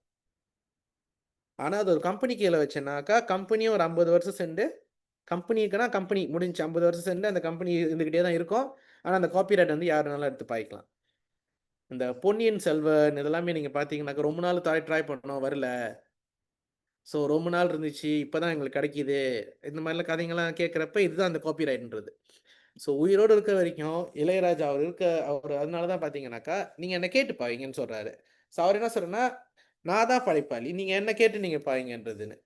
ஆக்சுவலி நான் அந்த காப்பிரைட் கிளாஸ் போனப்போ அந்த கிளாஸ்லேயே அந்த என்ன சொன்னாங்கன்னா, ஒரு மியூசிக்னு ஒன்று இருக்குன்னா, மியூசிக் டைரக்டர் இல்லாமல் ஒரு மியூசிக் வெளியாகாது. ஸோ ஒரு பாடகர் சொல்ல முடியாது நான் ஒரு படைப்பாளின்னு, ஒரு கவிஞர் சொல்ல முடியாது நான் ஒரு படைப்பாளின்னு, அந்த கருவியெல்லாம் வாசிக்கிறவங்க சொல்ல முடியாது நான் ஒரு படைப்பாளின்னு. இவங்க எல்லாருக்குமே மூல காரணமாக இருக்கிறது இந்த மியூசிக் டைரக்டர். அவங்க தான் சொல்லணும், நான் தான் அந்த கிரியேட்டர், நான் தான். அப்போ அந்த கிரியேட்டர் தான் அந்த அந்த காப்பிரைட்டை ஓன் பண்ண முடியும். இப்போ இன்னொரு சுச்சுவேஷன் என்ன வரும்னாக்கா, அந்த கிரியேட்டர் கிட்டேருந்து ஒரு கம்பெனி வாங்கி அவங்க சொல்லுவாங்க, நான் உங்ககிட்டேருந்து வாங்கிட்டேன். நான் வந்துட்டு காப்பிரைட் நான் தானே ஓன் பண்ணுறேன்னு. எஸ், அந்த காப்பிரைட் ஓன் பண்ணுற அந்த கம்பெனி கிட்ட அவங்க வித்துட்டாக்கா, அந்த கம்பெனி என்ன செஞ்சாலுமே அந்த காப்பிரைட் அவங்க இது பண்ண மாட்டாங்க. பட் வேற யாராவது செய்கிறப்ப அவங்க கேட்பாங்க. ஏன்னா படைச்சவர் நான். ஸோ அவர் ஒரு பாட்டு கூட இருக்கும், மடை திறந்து பாடல கூட. இந்த படைச்ச நானும் ஒரு இறைவன் தானேன்னு சொல்லுவார். ஸோ ஏன்னாக்கா ஒரு விஷயத்த படைக்கிறதுன்றது அது நாட் ஈஸி இல்லை. ஸோ இது ரொம்ப ரொம்ப முக்கியம். அப்போ நம்ம கஷ்டப்பட்டு ஒன்று உருவாக்குறது, அந்த பிராண்ட் மாதிரியே கஷ்டப்பட்டு ஒரு ஒரு ஒரு காவியத்தை உருவாக்குறப்ப அது இன்னொருத்தங்க எடுத்து பாய்க்கிறப்ப நமக்கு எப்படி அது விட்டு கொடுக்க முடியும்? ஸோ அது விட்டு கொடுக்கக்கூடாது. அது எப்படி நீங்கள் வந்து தக்க வச்சுக்க போறீங்கன்றதுக்காக தான் இந்த காப்பிரைட் உங்களுக்கு ஹெல்ப் பண்ணும். ஸோ இது ரொம்ப ரொம்ப முக்கியம். புக் எழுதுறவங்களும் சரி, படம் எடுக்கிறவங்களும் சரி, இல்லாட்டினாக்கா இந்த லிரிக்ஸ் எழுதுறவங்க எல்லாருமே வந்து காப்பிரைட்டுக்கு வந்துட்டு நிறைய ஃபோக்கஸ் கொடுங்க. ஏன்னா உங்களோட படைப்பு வந்து இன்னொருத்தர் எடுத்துடக்கூடாது. கதையை திருடிட்டான்லாம் நீங்கள் சொன்னீங்கன்னா அப்புறம் ஒன்றுமே பண்ண முடியாது. ஃபார்ம் சப்மிட் பண்ணுறது, பேமெண்ட்லாம் நீங்கள் பார்த்தீங்கன்னாக்கா 600 வரைக்கும் வரும் நார்மலாக. ஏஜென்ட் பாய்க்கிறப்ப வேறு அமௌண்ட் கூட வரும். But it's normal, it's norm. Documentation எல்லாமே ரெடி பண்ணோம். இப்போ ட்ரேட்மார்க் செய்கிற மாதிரி காப்பிரைட் செய்ய போகிறோம்னா, மியூசிக்னாக்கா மியூசிக் ஃபைல் வந்துட்டு பேர்ன் பண்ணி சிடியில் கொடுக்கணும். இப்போ சிடி ரோம் வரும்ல, அப்போ பென்ட்ரைவில் இல்லாட்டினாக்கா இமெயில் பண்ண போகிறோமா அதெல்லாமே பார்த்துக்கணும். அடுத்தது வந்துட்டு இது நாவல் புக்கு அப்படின்னாக்கா அதுக்கும் நம்ம ரெடி பண்ணி கொடுக்கணும். ஏன்னா அவங்க செக் பண்ணுவாங்க, அது கொஞ்சம் டைம் எடுக்கும். சரிங்களா? அடுத்தது பெனிஃபிட் ஆஃப் காப்பிரைட்டிங் பார்த்தீங்கன்னாக்கா நார்மலாக 2 to 3 months, ஆனால் அது டைம் எடுக்கும். ஏன்னா சமத்தில் அந்த தேடி எடுக்கிறதுக்கு டைம் எடுத்துரும். நீங்கள் ஸ்டாண்டர்ட் 2 to 3 months சொல்லியிருக்காங்க, ஆனால் கொஞ்சம் கூடயே எடுக்கும். அப்புறம் வந்துட்டு எவிடன்ஸு, அதே இஷ்யூஸ் இருந்தாக்கா எவிடன்ஸை போய் நம்ம ஷோ பண்ணணும், இது நம்ம தான் அப்படின்ட்டு. அதனால் தான் நீங்கள் பார்த்தீங்கன்னா இந்தியாவில் அப்பப்போ படம் ஏதாவது வர்றப்ப கோர்ட் ஆர்டர் எடுத்துட்டேன், கோர்ட் வந்துட்டு சொல்லிட்டாங்க படத்தை நிப்பாட்டுங்கன்னு, எனது என்னோட கதைன்னு. ஸோ இதெல்லாமே நீங்கள் ரிலேட் பண்ணலாம். தமிழ் படங்கள் இண்டஸ்ட்ரியில் நீங்கள் பார்த்தீங்கன்னாக்கா இந்த நிறைய அந்த காப்பிரைட் இஷ்யூனாக்கா இதுதான். ஸோ இது வந்துட்டு ரொம்ப முக்கியம். ஏன்னா எல்லாருமே அங்கே வந்து நிறைய இந்த மீடியாவுக்கு ரொம்ப இது பண்ணுவாங்களா, அப்போ எல்லாருமே படைப்பாளின்னு சொல்கிறப்ப அவங்கவுங்க ஒரு ஒரு கருத்து வச்சுருப்பாங்க. அதனால தான் அவங்க கேஸ் போடுவாங்க. இங்கே காப்பிரைட்டோட கேஸ் வந்து ரொம்ப குறைவு. அதனால தான் நம்ம இங்கே பார்க்க முடியாது. பட் நமக்கு ஒரு நல்ல அவேர்னஸ் வந்துட்டு மூவி இண்டஸ்ட்ரி நம்ம எப்போதுமே கேட்குறது. தென் காப்பிரைட் வந்துட்டு நம்ம சொன்ன மாதிரி நான் உயிரோடு இருக்கிற வரைக்கும் என் கூட இருக்கும். நான் இறந்த பிறகு 50 வருஷம் அது என் பேரில் தான் இருக்கும். அதுக்கப்புறம் தான் காப்பிரைட்டை நிறுத்தவங்க எடுத்து பாய்ப்பாங்க. பப்ளிஷ்ட் எடிஷன் வந்துட்டு 50 வருஷம் ஒரு கம்பெனி கீழே இருக்கும். அதுக்கப்புறம் வந்துட்டு அது இது பண்ணலாம். Protected for 50 years from publication or creation if unpublished. Broadcast protected for 50 years from the time that the broadcast was first made. So இதுதான் 50 வருஷத்துக்கு அப்புறம் அது யாருனாலும் எடுத்து பாய்க்கலாம். ஸோ எல்லாருக்குமே தெரியும், அந்த ஷோக்கில் போயிட்டு ஒரு பாட்டு பாடினா கூட முடியாது. இடையில வந்துட்டு அந்த கண்மணி அன்போட காதலன் ரீமிக்ஸ் வெர்ஷன் செஞ்சது கூட யூடியூப்பில் டிக்டாக்ல நல்லா வைரலாக போனது ரிமூவ் பண்ணிட்டாங்க. ஸோ இது எல்லாமே வந்து காப்பிரைட் கீழே தான் வரும். டிக்டாக்ல நீங்கள் ஏதாவது ஒரு கான்டென்ட் செஞ்சுருப்பீங்க, நல்ல க்ரியேட்டிவான வீடியோ செஞ்சுருப்பீங்க, திடீர்னு பார்த்தாக்கா உங்கள் வீடியோ வந்து மியூட் ஆகிருக்கும். இது எல்லாமே காரணம் வந்து காப்பிரைட் இன்ஃப்ரிச்மெண்ட்னு சொல்லுவாங்க. ஏன்னாக்கா அது இன்னொருத்தவங்களோட பாட்டு, நம்ம அந்த எடுத்து பாய்க்கலன்னு. ஸோ அதனால் தான் காப்பிரைட்டுங்கெலாம் வந்துட்டு கஸ்டமருக்கு, இப்போ டிஜிட்டல் மார்க்கெட்டிங் செய்கிறோம்ல, நம்ம கஸ்டமருக்கு ஏதாவது செய்கிறோம்னாக்கா நாங்கள் வந்து காப்பிரைட் வந்து பிரச்சனை இல்லாமல் இருக்கிறதுக்கு காப்பிரைட் இல்லாத சாங்ஸ் இல்லாட்டினாக்கா அந்த சாங்ஸை நம்ம வாங்கிட்டு அதை வந்துட்டு நம்ம போட போகிறோம்னு கமர்ஷியல் யூஸ்க்கு பாய்க்க போகிறோன்னு சொல்லிட்டு வி வில் பாய் தட். அப்போ பிஸ்னஸ்க்கு செய்கிறவங்களுக்குலாம் வந்துட்டு நீங்களாம் இப்போ பிஸ்னஸ் செய்கிற வாசி அது வந்துட்டு நீங்கள் ஃப்ரீ வெர்ஷன்லாம் நீங்கள் பாய்ச்சிங்கனாக்கா அவங்க வந்துட்டு வேணுன்றப்ப அவங்க நிப்பாட்டிட்டாங்கன்னா பூத்தா ரூகி ஆயிரும் பாருங்கள். ஒரு வீடியோ நிறைய ஒரு கண்டென்ட் இருக்குது, நீங்கள் அதில் பேசியிருப்பீங்க, பேக்ரவுண்ட் மியூசிக் லைட்டாக அந்த மியூசிக் போட்டிருப்பீங்க. பட் அந்த மியூசிக்னால நீங்கள் பேசுனதையுமே அவங்க மியூட் பண்ணிட்டாங்கன்னு வச்சுக்கோங்களேன், நீங்கள் போட்ட உழைப்பு எல்லாமே அது வேஸ்ட் ஆயிரும். ஸோ இதெல்லாம் ரொம்ப முக்கியம். ஒரு கண்டென்ட் செய்யறதுக்கு முன்னே அந்த காப்பிரைட் இஷ்யூ வருமா. மலேசியாவில் வந்துட்டு நான் ரொம்ப பார்த்தது வந்துட்டு அனிருத்தோட மியூசிக் ரொம்ப பேர் பாய்க்கிறது எல்லாமே வந்துட்டு ஒரு டைம் வந்துட்டு மியூட் ஆயிடுது. ஸோ இதெல்லாம் வந்துட்டு நம்ம பார்த்துக்கணும். ஒரு முக்கியமான வீடியோ செய்யறோம்னா என்ன மாதிரி பேக்ரவுண்ட் மியூசிக் நம்ம பாய்க்கிறோம். எனக்கு ஒரு தடவை நடந்துச்சு, நான் வந்துட்டு ஒரு இங்கிலீஷ் சாங் ஒன்று பாய்ச்சேன் நான், காப்பிரைட்க்கு பேக்ரவுண்ட்ஸ் மியூசிக்காக நான் பேசிக்கிட்டு இருக்கிறதுக்கு பேக்ரவுண்ட்ஸ். ஆனால் நான் அப்போலாம் இதே பிரச்சனை தான், நம்ம பொருட்படுத்தலை. கடைசியில் அந்த வீடியோ வந்துட்டு மியூட் பண்ணிட்டாங்க. ஸோ இதெல்லாமே தவிர்க்கணும்னா we have to be very careful. சரிங்களா? அடுத்தது ஒரு வந்துட்டு சந்தேகம். சொல்லுங்க சீஃப். இப்போ காப்பிரைட் இல்லாத சாங் வந்து டவுன்லோட் பண்றோம்ல, ஆமாம் அதை வந்து நம்மளோட பர்பஸ்க்கு யூஸ் பண்றோம். ஆமாம். ஸோ அந்த சாங் வந்து எதுவும் எஃபெக்ட் ஆகுமா? காப்பிரைட் ஃப்ரீ எஃபெக்ட் ஆகாது, எப்பவுமே ஆகாது. அது ஆகாது. Okay okay okay. ஆனால் ஒருத்தர் ஓனராக இருக்காருனாக்கா அது ஆக வாய்ப்பு இருக்கு. இல்லப்பா அவங்களே காப்பிரைட் ஃப்ரீ நம்ம தேடும் போதே அது போட்டு எடுக்கிறோம்ல. அது ஆகாது. ஏன்னா நீங்கள் எந்த வெப்சைட்டில் இருக்கிறீங்களா அந்த வெப்சைட்லேயே அவங்க போட்டிருப்பாங்க காப்பிரைட் ஃப்ரீன்னு, அது எந்த பிரச்சனையுமே இல்லை. இல்ல இப்ப எதுக்கு கேக்குறேன்னா, இப்ப நம்ம இந்த வீடியோவே நான் யூடியூப்ல போடுறேன். இப்ப நம்ம ஆ. லைவ் ஓடுது இல்ல. ஆமாம் ஸோ அதை நான் ரெக்கார்ட் பண்ணி யூடியூப்ல பண்றேன். ஸோ அப்போ ஆமா. பேக்ரவுண்ட் மியூசிக் வந்து ஸ்டார்டிங்க்கு எண்டிங் வந்து எடுக்கிறது. ஆ ஸோ அது யாருக்கு வந்து காப்பிரைட் இல்லாத நான் எடுக்கிறேன். ஸோ இன்கேஸ் அது வந்து எதுவும் எஃபெக்ட் பண்ணுமா? ஓகே. அது வந்துட்டு நார்மலாக வந்துட்டு இந்த முன்னுக்கு ஸ்டார்டிங்லேயே எண்ட்லேயே வந்துட்டு அது யுவனோட மியூசிக் தானே நீங்கள் போட்டது சீஃப்? ஆமா கொஞ்சம் இதை ஃப்ரீ தான் டவுன்லோட் பண்ணேன். ஆமாம் அது ஓகே. யுவனோடலாம் வந்துட்டு இந்த அளவுக்கு அந்த பிரச்சனை வந்தது இல்லை சீஃப். ஓகே. இது லைக் இப்போ இளையராஜா அவரோட தான் வந்து வரும். அது மட்டும் இல்லாமல் வந்துட்டு நீங்கள் அதை வச்சு நீங்கள் கொமர்ஷியலாக நீங்கள் you're not generating any of income ஆமா. பாருங்களேன். You're not doing running a business. So அதனால வந்துட்டு அவங்க இது பண்ண மாட்டாங்க. பட் அன்லெஸ் அதை வச்சு நீங்கள் சம்பாதிக்கிறீங்க, அதாவது you're running a concert, you're getting மில்லியன்ஸ்னா தௌசண்ட்ஸ்னா கண்டிப்பாக அது இது பண்ணுவாங்க. Okay okay okay. உங்களோட கன்சிடர் வந்து உங்களோட இது கோபியோக்கில தான் செய்வீங்க நீங்கள். இது ஆமா ஆமா. நல்லது தான் செய்றீங்க நீங்கள். அந்த மாதிரினா எதுவுமே இஷ்யூ வந்தது. அது இல்ல மட்டும் இல்லாமல் அதுக்குமே இப்ப யூடியூப்ல என்ன பண்றாங்கன்னா, சில பாட்டுகள் டவுன்லோட் பண்ணோம்னா அந்த காப்பிரைட் இல்லைன்னா அக்செப்ட் பண்ண மாட்டேங்கிறாங்க. அப்லோட் பண்ண முடியல. அப்லோட் பண்ணும்போது அதே அங்கே செக் பண்ணிடும், ஃபியூ ஆமா. செகண்ட்ஸில் செக் பண்ணிடும். சில இது வந்துட்டு கொஞ்சம் டைம் எடுத்து 1-2 months வரும். அதில் என்ன போட்டிருக்கோன்னா, யூடியூப்போட ஒரு நல்ல விஷயம் என்னதுனாக்கா, இது எல்லாருமே கேட்டுங்க, ரொம்ப நல்ல கேள்வி இது.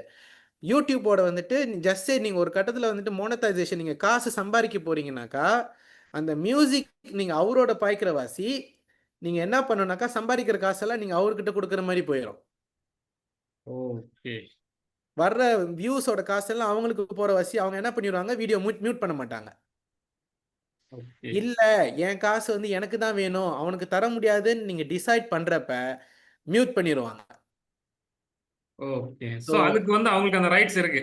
ஆமா, அது மட்டும் அவங்க செஞ்சிருவாங்க. பிகாஸ் ம். என்னோட பாட்டு என்னோட இதுல ஓடல, இன்னொரு சேனல்ல நல்லா ஓடுதுன்றப்ப அங்கோட்டு சம்பாரிச்சுக்கலாமேன்னு இருப்பாங்க.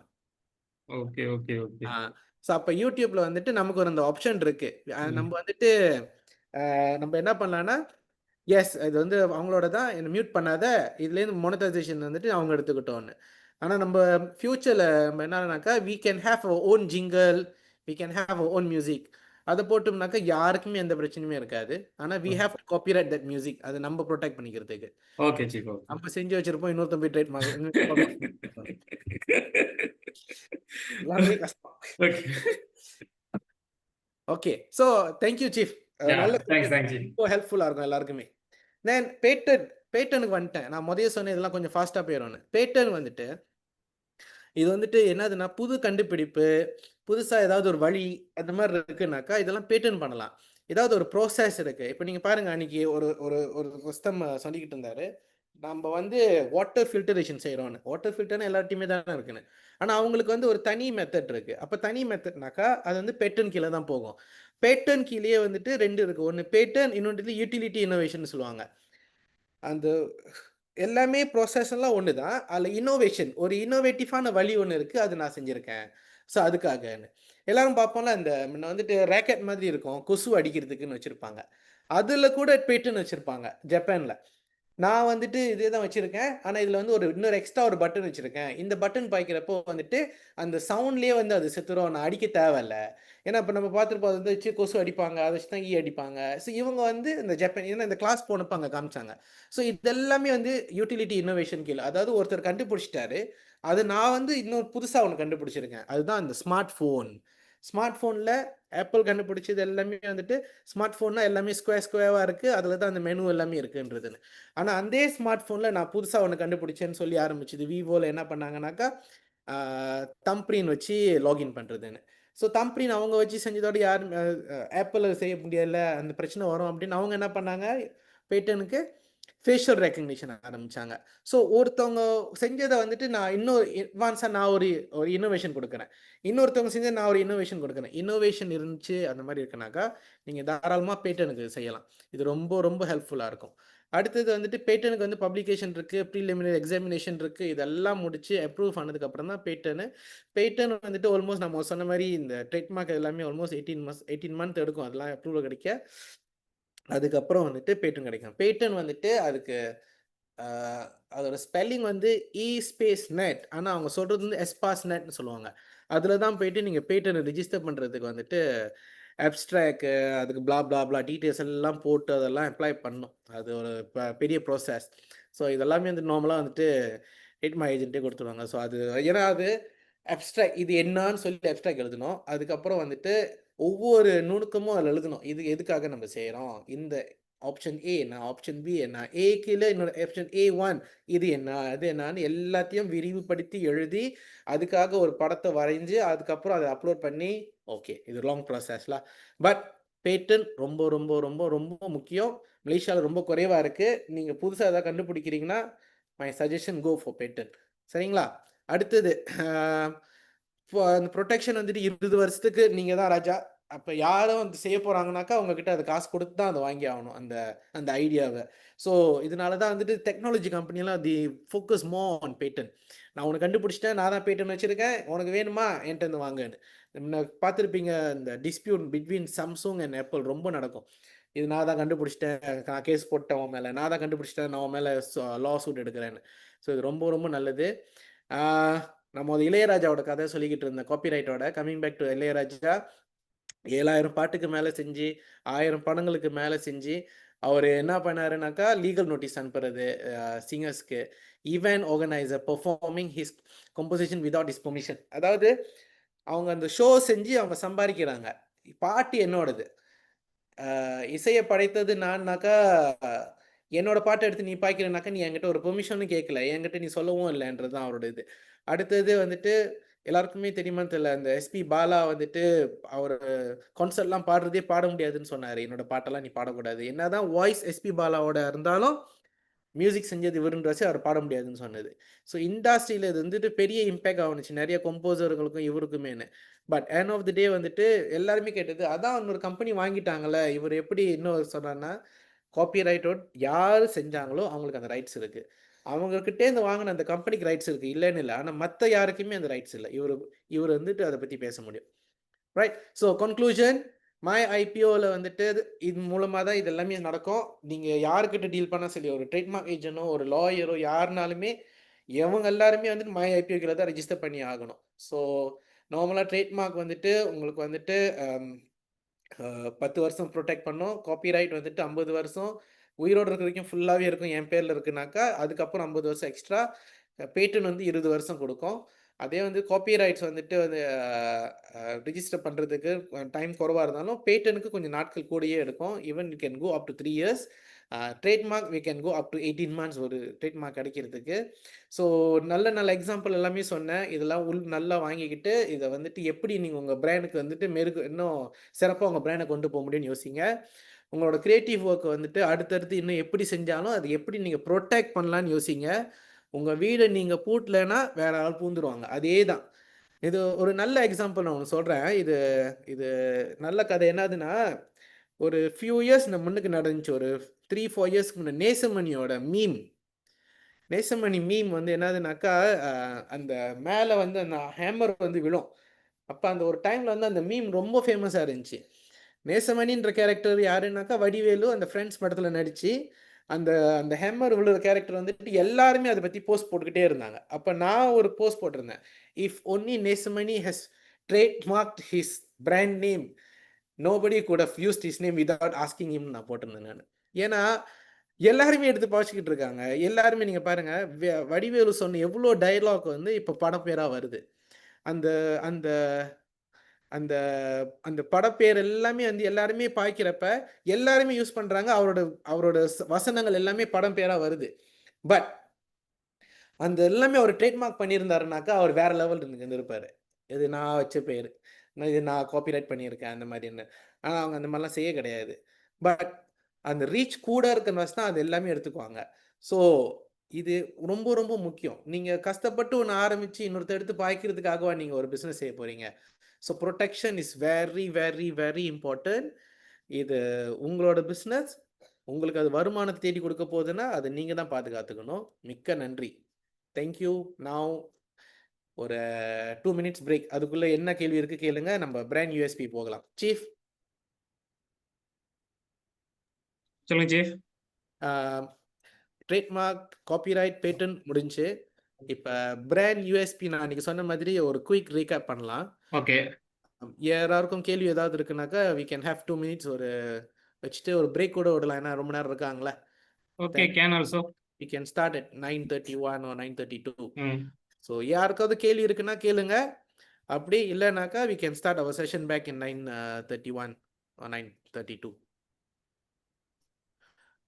ஸோ இதுதான் சீஃப் ட்ரேட்மார்க் காப்பிரைட்டோட கதை. நீங்கள் ஏதாவது ஒன்று காப்பிரைட் பண்ணிடுங்க.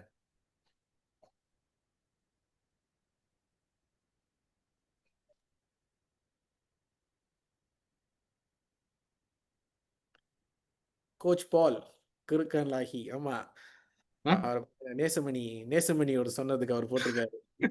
ஆமா, அவர் ப்ரொடெக்ட் பண்ணியிருந்தாக்கா யாருமே நேசமணி பற்றி பேசியிருக்க முடியாது. அவர் கேட்காம ஆமா. விட்டுட்டாரு. ஒரு டைம்ல அந்த நேசமணியோட மீன் பயங்கரமா போணுச்சு. ஆமா. இல்ல இப்ப ரீசெண்டா ஒரு பத்திரிகைகளோட ஒண்ணு படிச்சேன். அதாவது என்னோட பாட்டு என் காலத்துல இல்லாம இப்பயும் இன்னும் ப்ராப்ளம் ஆகிட்டு இருக்கனால எனக்கு சந்தோஷமே தவிர அதை பத்தி எனக்கு வருத்தம் இல்லைன்னு யாரும் ஒரு டைரக்டர் பேட்டி கொடுத்திருந்தாங்க. ஆமா, ஈவன் தேவாஸ் அவர் கூட சொல்லியிருந்தாரு, அவங்க என்னோட மியூசிக் பார்க்கிறப்ப எனக்கு நல்லது தானே. ஆ, அவங்களோட கருத்து தான். ஆமா ஆமா. இவரோட இது கூட என்ன ஆகுதுனாக்கா, இவர் என்ன சொல்றாங்கன்னா, நீ என்கிட்ட கேட்டு வச்சிருக்க வேண்டியதானே. ஓ, இளையராஜாவை சொல்லியிருக்காரு, நேசமணி சொல்ல அவரு. ஒரு கோவப்படுறாரு. சார் பப்ளிக்காக கோவப்படாதீங்க சார் யார் மேலேயும். நான் பாருங்க எல்லாருமே எவ்வளவு மரியாதையா சொன்னேன் நானு. Okay, மக்களோசையில போயிட்டு இருக்கு லைவ். ஸோ So, இது என்னன்னா சார், அந்த அந்த பாட்டுலயே அவர் சொல்லுவாரு, இசையை படைத்தவன் நானும் கடவுள் தானேன்னு. ஏன்னா அது ஆக்சுவலி நான் அந்த கிளாஸ் அட்டென்ட் பண்ற வரைக்கும் அது எனக்கு தெரியாது. லைக் மியூசிக் கம்போசருக்கு இன்னும் ரைட்ஸ் கூட இருக்குன்னு. நான் அந்த கிளாஸ்க்கு போனதுக்கு அப்புறம் தான் எனக்கு தெரியும், அந்த காப்பிரைட் கிளாஸ்ல ம், உட்காந்து பார்க்குறப்ப. ஏன்னா அவங்க சொல்றது என்னதுன்னா, மியூசிக்னு ஒன்று ஆரம்பிச்சு ஃபர்ஸ்ட் 4 seconds வந்துட்டு எந்த மியூசிக்குமே வந்துட்டு ஒரே மாதிரி தான் இருக்கும். இந்த சரிகமப்பா தானே சார், 7 ஆமா. தானே சுரங்கள். ஸோ அந்த 4 செகண்ட் வந்துட்டு எல்லாருக்குமே வந்துட்டு ஒரே மாதிரி ஆரம்பிச்சாக்க எந்த பிரச்சனையும் இருக்காது. அதுக்கப்புறம் போகிறது தான் ராகங்கள் மாறும், தாளம் மாறுதுன்னு. இதுலேருந்து அந்த யோசிக்கிறது தான் அந்த மியூசிக் கம்போசரோட வேலை. அப்போ அவங்க போடுற எஃபர்ட் வச்சு தான் வந்துட்டு லிரிக்ஸ் எழுத முடியும். இல்லாட்டி எழுதுனவங்களுக்கு தகுந்த மாதிரி என் மியூசிக் நான் மாற்ற முடியும். ஆமா, நான் நினைச்ச ஆளை தான் பாட வைக்க முடியும். உண்மைதான். அப்ப நான் நினைக்கிற ஆளு தான் வந்துட்டு வாசிக்கவும் சொல்ல முடியும். மொத கட்டம் வந்துட்டு ஒரு ஷோல கூட இளையராஜா சொல்லியிருப்பாரு பாருங்க. ஒருத்தர் வாசிப்பார் ஒரு பாட்டுக்கு, இல்ல மாத்து, இல்ல மாத்துன்னு 3வதா வாசிக்கிறப்ப தான் அவருக்கு பிடிச்சிருக்கும். ஸோ அப்ப அவருக்கு என்ன வேணும் அப்படின்றது அவர் சொல்றாரு. அப்ப அவங்களுக்கு அந்த அந்த படைச்சவங்களுக்கு தான் தெரியும். சீஃப் இப்போ நீங்களே வச்சுக்கோங்க, இந்த ப்ரோக்ராம் நீங்கள் இவ்வளோ ஆர்கனைஸ் பண்ணிட்டு நடுவில் வந்து ஒருத்தர் போது கொலப்படி பண்ணாங்க, உங்களுக்கு அந்த இப்படி தான் அந்த ஃப்ளோ இருக்கு, இப்படி தான் அது இருக்கணும்னு. ஏன்னா செஞ்சது நீங்க. ஸோ அது நடுவில் வந்து ஒருத்தவங்க குழப்பறப்ப அது வந்து you can't take it. So அதனால தான் அவங்களுக்கு அந்த வருத்தம் இருக்கு. But at the same time வந்துட்டு ப்ரொடெக்ட் பண்ணலைன்னா நம்ம ஆமா. இவ்வளோ பாடுபட்டு எல்லாமே வேஸ்ட் ஆயிரும். ஸோ அதுதான் நம்ம பார்த்துக்கணும். சரி சீஃப், நம்ம கண்டினியூ பண்ணலாம் இந்த கிளாஸ். All right, ton. இப்போ வந்துட்டு we are going to talk about USP and UVP. இது வந்துட்டு நம்ம ஏற்கனவே ரன் பண்ணியாச்சு. இப்போ குயிக் கிளான்ஸ் நம்ம கோ த்ரூ பண்ணிடலாம். யூஎஸ்பியும் யூவிபியும் எவ்வளோ முக்கியன்றதை நம்ம பார்த்துருவோம். I'm going to share the screen now. இது I'm going to share. Hope கிளியராக தெரியுதுங்களா? Clear chief. Alright, thank you. Okay, so branding essentials, USP UVP master class. USP நம்ம முதல்ல சொல்லிக்கிட்டு இருக்கேன். Unique selling proposition, unique selling point. இது வந்துட்டு எல்லா கம்பெனியும் முன்னிலேருந்து அதை ப்ராக்டிஸ் பண்ணிக்கிட்டே இருக்காங்க. யூவிபின்றது வந்துட்டு இந்த இடைப்பட்ட காலத்தில் ரொம்ப யூட்டிலைஸ் பண்ணிக்கிட்டு இருக்காங்க. தெரியாதவங்க இது யூட்டிலைஸ் பண்ண ஆரம்பிச்சிருங்க. Unique value proposition, value point. எனக்கு என்ன வேல்யூ கிடைக்குது as a கஸ்டமராக இந்த கம்பெனியில் போயிட்டு நான் ஒரு பொருள் வாங்குறப்ப, இந்த சர்வீஸில் எனக்கு என்ன வேல்யூ கிடைக்குதுன்னு. முன்ன வந்து செல்லிங் பாயிண்ட் யூனிக்காக ஒரு செல்லிங் பாயிண்ட் இருந்தாக்கா போதும். ஆனால் இப்போ வந்து யூனிக் வேல்யூ ப்ரொபோசிஷன். இப்போ நீங்கள் பார்த்தீங்கன்னா ரிலேஷன்ஷிப் மார்க்கெட்டிங் நடக்குது. யூ கேன் இப்போ பாருங்கள், ஹைவேல நம்ம ட்ராவல் பண்ணுறப்ப எல்லா கம்பெனி பாஸ் படங்கள்லாம் போட்டிருக்காங்க. முன்னெல்லாம் எந்தெந்த கம்பெனி பாஸ் ஒன்று யாருக்குமே தெரியாது. ஒன்று ஆப்பிளோட பாஸு, மைக்ரோசாஃப்டோட பாஸு, ஃபேஸ்புக் பாஸ், இவங்க தான். மற்ற எந்த கம்பெனி பாஸும் நமக்கு தெரியாது. பட் இப்போ எல்லாருமே கூகுளோட பாஸ் சுந்தர் பிச்சைன்னு இப்போ நமக்கு தெரியுது. இதுக்கு முன்னே அவருக்கு முன்னே இருந்தது யாரு தெரியாது. ஸோ இப்போ வந்து ரிலேஷன்ஷிப் மார்க்கெட்டிங் எல்லா ஓனருமே முன்னுக்கு வராங்க. ஈவன் மைடின் அவரோட பாஸ் அவர் முன்னுக்கு வந்து ராயாவுக்கு வந்து அவர் பேசுகிறாரு முன்னுக்கு, நான் வந்து இந்த உங்களுக்கு 10% டிஸ்கவுண்ட் தரேன்றது. Because people want to get connected. So அப்போ அந்த வேல்யூ வந்துட்டு என்ன மாதிரி வேல்யூ கொடுத்தா அவங்க இன்னும் அவங்க கூட கனெக்ட் ஆவாங்கன்றதை நம்ம பார்க்க போகிறோம். ஓகே, என்னோட ப்ரொஃபைல் முதல்ல கோ த்ரூ பண்ணிட்டோம். இது நோனி ஒரு பிராண்டுக்கு வந்துட்டு நம்பிக்கை, design, value, strategy, logo, advertisement முக்கியம், மார்க்கெட்டிங் முக்கியம். அதில் இன்னொரு முக்கியமானது ஐடென்டிட்டி. இதுதான் இந்த ட்ரேட்மார்க். நம்ம கோ த்ரூ பண்ணியாச்சு. ஸோ ஒரு பிராண்ட்னா இவ்வளோ இருக்குது. இது எல்லாமே நம்ம ரொம்ப கருத்து செலுத்தி இதை நம்ம ஃபோக்கஸ் பண்ணணும். ஓகேங்களா? அடுத்தது ஒரு பிராண்ட் செய்கிறதுக்கு கரெக்டான பெயர் எடுக்கணும், கலர் பார்த்துக்கணும், லோகோ இருக்கணும், ஸ்லோகன் இருக்கணும். இதெல்லாம் நம்ம ட்ரேட்மார்க் கிளாஸில் பார்த்தோம். ஸோ இதெல்லாமே வச்சு ஒரு ட்ரேட்மார்க் பண்ணிட்டேன்னா இதுக்கப்புறம் இந்த பிராண்டை வந்து எப்படி அடுத்தது கொண்டு போக போகிறோம் தான். இந்த மேலே கார்னரில் பாருங்கள், ஜிஎம்பிஸ்னு என்னோட கம்பெனி லோகோ போட்டிருக்கேன். ஸோ இதெல்லாம் முக்கியம். உங்களோட ஒரு பிராண்ட்னாக்கா அது நீங்கள் பிராண்ட் ரெசம்பிள் பண்ணுறது ஆளுங்களுக்கு தெரியணும் நீங்கள் யார் எங்கேன்னு வந்திருக்கீங்க அப்படின்றதுன்னு. இது ரொம்ப முக்கியம். அதை பற்றி தான் நீங்கள் நம்ம பார்க்க போகிறோம். பிராண்ட் வந்துட்டு யூனிக்காக இருக்கணும், ஈஸியாக ரிகால் பண்ணுற மாதிரி இருக்கணும். நம்ம அதை சொன்ன இப்போ திக் பண்ணால் என்னதுன்னு நைக்கின்னு எல்லாம் ரொம்ப பேருக்கு தெரியுது. அப்ரோப்ரியேட்டாக இருக்கணும், ஸ்பெல்லிங் ரொம்ப ஈஸியாக இருக்கணும், ப்ரொனவுன்ஸ் பண்ண கஷ்டப்படக்கூடாது. லூயி விட்டன் வந்துட்டு எப்போதுமே லூயிஸ் அப்படின்னுவாங்க. ஸோ இது இந்த ஃப்ரான்ஸு இதோட பிராண்ட்லாம் வந்து எப்போதுமே ரொம்ப கஷ்டமாக இருக்கும். ஸோ அந்த மாதிரி இல்லாமல் பார்த்துக்குங்க. ரொம்ப ஈஸியாக ப்ரொனவுன்ஸ் பண்ணுற மாதிரி இருக்கணும், தப்பாகவும் இருக்கக்கூடாது ஒரு பிராண்டு. சில பிராண்ட் படிக்கிறப்பயே வந்துட்டு அது என்னமோ கெட்ட வார்த்தை மாதிரி இருக்கே அந்த மாதிரிலாம் இருக்கக்கூடாது. அது ஒரு பிராண்டை பார்த்தோம்னாக்கா ஒரு இமேஜின் பண்ணுற மாதிரி இருக்கணும். ஸோ இப்போ ஆப்பிள்னா நம்ம எல்லாருக்குமே தெரியும், அந்த ஆப்பிள்னா ஒரு ஆப்பிள். ஸோ அந்த ஆப்பிள் வந்துட்டு அதில் வந்துட்டு லேசாக அது வெட்டுப்பட்டிருக்கும். அந்த வெட்டு தான் வந்து மேலே அங்கே வந்து இலை மாதிரி அங்கே வச்சுருப்பாங்கன்றதுன்னு. ஸோ ஆப்பிள்னா ஒரு இமேஜின் பண்ண முடியுது, ஓ இட்ஸ் ஆப்பிள்ன்ற. அப்போ ஒரு தப்பான இமேஜினேஷன் வரக்கூடாது, நல்லதாகவே இருக்கிறது ரொம்ப நல்லது. Unprotectable, again coming back to trademark. இது ஒரு பிராண்ட்னா ப்ரொடெக்ட் பண்ண முடியணும், இல்லைன்னா நீங்கள் அவ்வளோ கஷ்டப்பட்டு செஞ்சு எல்லாமே வேஸ்ட். அடுத்தது பிராண்டுக்கு வந்துட்டு கம்பெனி முக்கியம், சில்லபலும் ரொம்ப முக்கியம். ரொம்ப நீட்டாலாம் வச்சுக்கூடாது. நான் ஃபியூ பிராண்ட் சொன்னல, ஆப்பிள் APPLE தான். ஸோ ஆப்பிள்னா ஆப்பிள் ரெண்டே சினோனிம் தான், ரெண்டு சுக்கு காத்தா தான். அடுத்தது சாம்சங் அது இருந்துச்சு, மெக்டானல்ட்ஸ் 3, அப்புறம் இது டிஸ்னி இருந்துச்சு 2, மைக்ரோசாஃப்ட் 3, கூகுள் 2, இந்த மாதிரி நிறைய பிராண்ட் இருக்குது. அதில் ஒரு பிராண்ட் மட்டும் நீட்டாக வரும், கோகா கோலான்னு 4 சில்லபிள் வரும், சுகு கத்தான்னு. ஆனால் அதே கோகோ கோலா தான் அவங்க ரொம்ப ஸ்மார்ட்டாக வந்து கோக்னு மாற்றினாங்க, COKEன்னு. ஸோ ஏன்னாக்கா என்னோடய பிராண்ட் வந்து ஒருத்தவங்க மனசில் போய் சட்டுன்னு நிற்கணும். ஸோ கோகோ கோலான்றது என்னோடய பிராண்டாக இருந்தாலும் நான் இன்னொன்றும் ஒருத்தவங்க மனசில் போய் நிற்கிறதுக்காக நான் இன்னும் சுருக்கி கோக்னு வச்சுட்டேன்னா அது எல்லாரும் மனசுலையும் போய் சேர்ந்துருதுன்னு அந்த அளவுக்கு அவங்க யோசிச்சாங்க. ஸோ கோக் வந்து ஒரே சிலபிளில் முடிஞ்சிடுச்சு. இன்டர்நேஷ்னல் பிராண்டை வந்து பெருசாலும் கொண்டு போகிறோன்னா ரொம்ப கஷ்டமான பேரை வைக்காதீங்க. ஏன்னா எல்லாருமே ப்ரொனவுன்ஸ் பண்ணுற மாதிரி இருக்கணும், மீனிங் இல்லாமல் இருந்தால் தான் நீங்கள் ட்ரேட்மார்க்லாம் பண்ண முடியும். ஓகேங்களா? ஸோ இது பாருங்கள், ஒரு நெஸ்லே கீழே எவ்வளோ பிராண்ட்ஸ் இருக்குது. நெஸ்லே இஸ் அ பிராண்ட், அது கீழே எவ்வளோ பிராண்ட் இருக்குது. நெஸ்காஃபி இதெல்லாமே அப்புறம் இது சாக்லேட்ஸு, ஐஸ்கிரீம்ஸு, அதுக்கப்புறம் வந்து பேபி ப்ராடக்ட், அப்புறம் மில்க் ப்ராடக்ட், இதெல்லாமே இருக்குது. அதே மாதிரி கொக்கோ கோலா கீழே என்னென்ன இருக்குது, பெப்சி கீழே என்னென்ன இருக்குது. இதுக்கு பேர் பிராண்ட் லைன் எக்ஸ்டென்ஷன் சொல்லுவாங்க. ஒரு பிராண்ட் கீழே மற்ற பிராண்ட்ஸ் நிறையா வரலாம். அதை வந்துட்டு கரெக்டாக நம்ம பிரிவுபடுத்தணும். சாப்பாடு பொருட்கள் விற்கிற நீங்களே வந்துட்டு காஸ்மெட்டிக் ப்ராடக்ட் விற்பீங்க, காஸ்மெட்டிக் ப்ராடக்ட் விற்கிறே நீங்கள் வந்துட்டு டிட்டர்ஜென்ட் ப்ராடக்ட் விற்கலாம். ஸோ சாப்பாடும் டிட்டர்ஜென்ட்டும் சேராது, சாப்பாடு காஸ்மெட்டிக்கும் சேராது. ஆனால் எல்லாத்துக்குமே ஒரே பிராண்ட் வைக்கக்கூடாது, வேறு பிராண்ட் பேர் வைக்கணும். ஏன்னா இதோட பிரச்சனை இதோட முடிச்சிடணும், அதோட பிரச்சனை அதோட முடிச்சிடணும். நல்ல எக்ஸாம்பிள் நெஸ்லே. மைண்ட் வேலி வந்துட்டு ஒரு ப்ரோக்ராம் செஞ்சப்போ அவங்க இதில் சொல்லியிருப்பாங்க, மைலோவில் வந்து நிறைய சீனின்னு சொல்லிட்டு மைலோவுக்கு சரியான அடி விழுந்துச்சு. ஆனால் அடி விழுந்ததெல்லாம் மைலோவுக்கு தானே தவிர மற்ற பிராண்ட் எதுவுமே பாதிக்கலை. நெஸ்லே கீழே அவ்வளோ பிராண்ட் இருக்குது, ஆனால் அடி வந்ததெல்லாம் மைலோன்னு. ஆனால் அதே நெஸ்லே கீழே நெஸ்கஃபே இருக்குது இது இருக்குன்னு நம்ம அதை பற்றி இது பேசல, மைலோ பற்றி தான் பேசணும். அப்போ மைலோவே அந்த பிரச்சனை எல்லாமே சால்வ் பண்ணி மைலோவே வந்துட்டு நாங்கள் 5 ஸ்டார் எடுத்துட்டோம், எங்களுக்கு வந்துட்டு ஸ்கீம் மில்கில் கலந்து குடிச்சிங்கனாக்கா நம்மளும் நல்ல ப்ராடக்ட் தான் நீங்கள்லாம் குடிக்கலான்றப்ப அது மைலோவே அந்த ப்ராப்ளம் ஓவர் கம் பண்ணிட்டு இருந்தாங்க. இந்த மற்ற எந்த பிராண்டுமே அது பாதிக்கல, அதுதான் முக்கியம். இப்போ அதே வந்து எல்லா பிராண்டுக்கும் ஒரே மைலோன்னு பேர் வச்சுருந்தாங்கன்னா, பேபி ப்ராடக்ட்க்கும் மைலோ வச்சுக்கோங்களேன், இது மற்ற ப்ராடக்ட் எல்லாமே மைலோனா அந்த கம்பெனியே டோட்டலாக கொலாப்ஸ் ஆகிருக்கும். ஸோ அந்த பிராண்ட் பேர் வைக்கிறது வந்துட்டு எதுக்கு நம்ம என்ன பேர் வைக்க போகிறோன்றது ரொம்ப முக்கியம், அதை நம்ம பார்த்துக்கணும். அடுத்தது online stock, Shopee, Lazada, TikTok, Shein, Temu, TikTok, இதெல்லாமே இருக்குது. இதில் எல்லாமே வந்துட்டு பார்த்தீங்கன்னாக்கா ஆன்லைன் ஸ்டோர் ரெடியாகவே இருக்குது. இதெல்லாம் பெரிய பெரிய பிராண்ட்.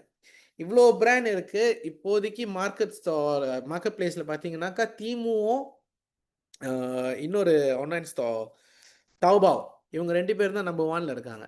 ஆனால் ரொம்ப நாளாக இருக்குது லசாடா, ஷாப்பி. ரீசனாக வந்து டிக்டாக் ஹீரோ ஆகினாலும் இப்போ இவரையே வந்துட்டு இந்த தீமு லைக் நான் கீழே கொண்டு போயிட்டு அவங்க மேலே வந்துட்டாங்க. ஸோ பிராண்ட் வேல்யூ, எந்த அளவுக்கு நம்ம பிராண்டுக்கு வந்து முக்கியத்துவம் கொடுக்கணும், எந்த அளவுக்கு நம்ம மார்க்கெட் சரியாக செய்கிறோமோ அந்த அளவுக்கு பிராண்ட் வந்து மேலே வந்துக்கிட்டே இருக்கும். ஆனால் இன்ன வரைக்கும் நம்பிக்கையாக இருக்கிறது மலேசியாவில் வந்துட்டு ஷாப்பி, லசாடா. ஸோ ஏன்னாக்கா பாவச்சவங்கள்லாம் வந்துட்டு ஸ்டில் அங்கேருந்து மாறாமல் இருந்தாலும் some are purchasing through TikTok, but there are people still stick to Shopee and Lazada. அது இன்னமும் இருக்குது. அடுத்தது famous logos with hidden messages. FedEx பார்த்தீங்கன்னாக்கா எல்லாருக்குமே தெரிஞ்ச லோகோ.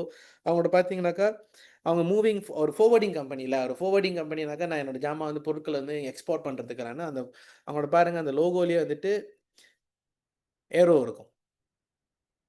ஸோ அந்த லோகோலாம் நீங்கள் செஞ்சு வச்சுக்கிறது ரொம்ப நல்லது, ஓகேங்களா? ஸோ நீங்கள் அந்த மீனிங்கோடு வச்சு செய்கிறது நல்லது. அடுத்தது வந்துட்டு வெண்டீஸோட லோகோவில் என்ன இருக்கும்னாக்கா மாம், MOM, அம்மாவோட சுவை இருக்கும் அப்படின்னு அவங்க காட்டுவாங்க வெண்டீஸ். அடுத்தது யாருன்னு பார்த்தீங்கன்னாக்கா சோனி என்ன பண்ணாங்கன்னா அனலாக்ல இருந்து டிஜிட்டலுக்கு மாறினாங்க. அந்த வாயோ லோகோ பாருங்க, VA, அனலாக் முன்னெல்லாம் ரேடியோ ட்வின் பண்ணுவால அனலாக்ல இருக்கும். அவங்க டிஜிட்டல் மாறினது IO 1O. இந்த கோடிங்லாம் நம்ம 1011 தான் பார்ப்போம். ஸோ அந்த கோடிங்காக 1010ன்னு இதை வச்சு அவங்க டிஜிட்டலுக்கு மாற்றினாங்க. பஸ்கின் ராபின்ஸ், இது பழைய லோகோ, இது புது லோகோ. ஆனால் எப்படி இருந்தாலும் அவங்க அந்த விட்டு கொடுக்காத ஒன்று இந்த 31 ஃப்ளேவர் இருக்குது அவங்க கிட்ட. அதை தான் அவங்க அழகாக காட்டியிருக்காங்க. பழைய லோகோலையும் 31 கிளியராக தெரியும், புதுசுலையும் தெரியும் 31ன்னு. F1 ஃபார்முலா 1 அவங்களும் இப்போ லோகோ மாற்றிட்டாங்க. ஆனால் அது பழைய லோகோவில் பார்த்தீங்கன்னாக்கா அந்த F இந்த நடுவில் 1 ஒளிஞ்சிருக்கு பாருங்க, F1. ஸோ அடுத்தது டொயோட்டா, இந்த முழு எழுத்து டொயோட்டாவும் இந்த லோகோவில் நீங்கள் பார்க்கலாம். TOYOT, அப்புறம் இது வந்து A. ஸோ எப்படி என் லோகோவில் வந்துட்டு என்னோட பெயர் வைக்க போகிறேன், எப்படி ஒரு ஹிடன் மெசேஜ் என் லோகோவில் வைக்க போகிறேன் அப்படின்றது. இப்போ என்னோட இதில் வந்து பார்த்தீங்கன்னாக்கா நான் செய்கிற சர்வீஸ்க்கு தகுந்த மாதிரி ஒரு ஹிடன் மெசேஜ் நான் அதில் வச்சுருப்பேன். ஸோ ஒருத்தவங்களுக்கும் அவங்க யோசிச்சு ஏதாவது ஒரு பிளான் பண்ணி செய்வாங்க. So logo is very important, அது நல்லா பிளான் பண்ணி செய்யுங்க. சில பேர் வந்து லோகோ செய்ய முடியல, நான் வேர்ட் மார்க்கில் செய்ய போகிறேன். இப்போ என்னோட பார்த்தீங்கன்னா வேர்ட் மார்க் தான், எழுத்துலேயே வந்து தான் லோகோ இருக்கும்.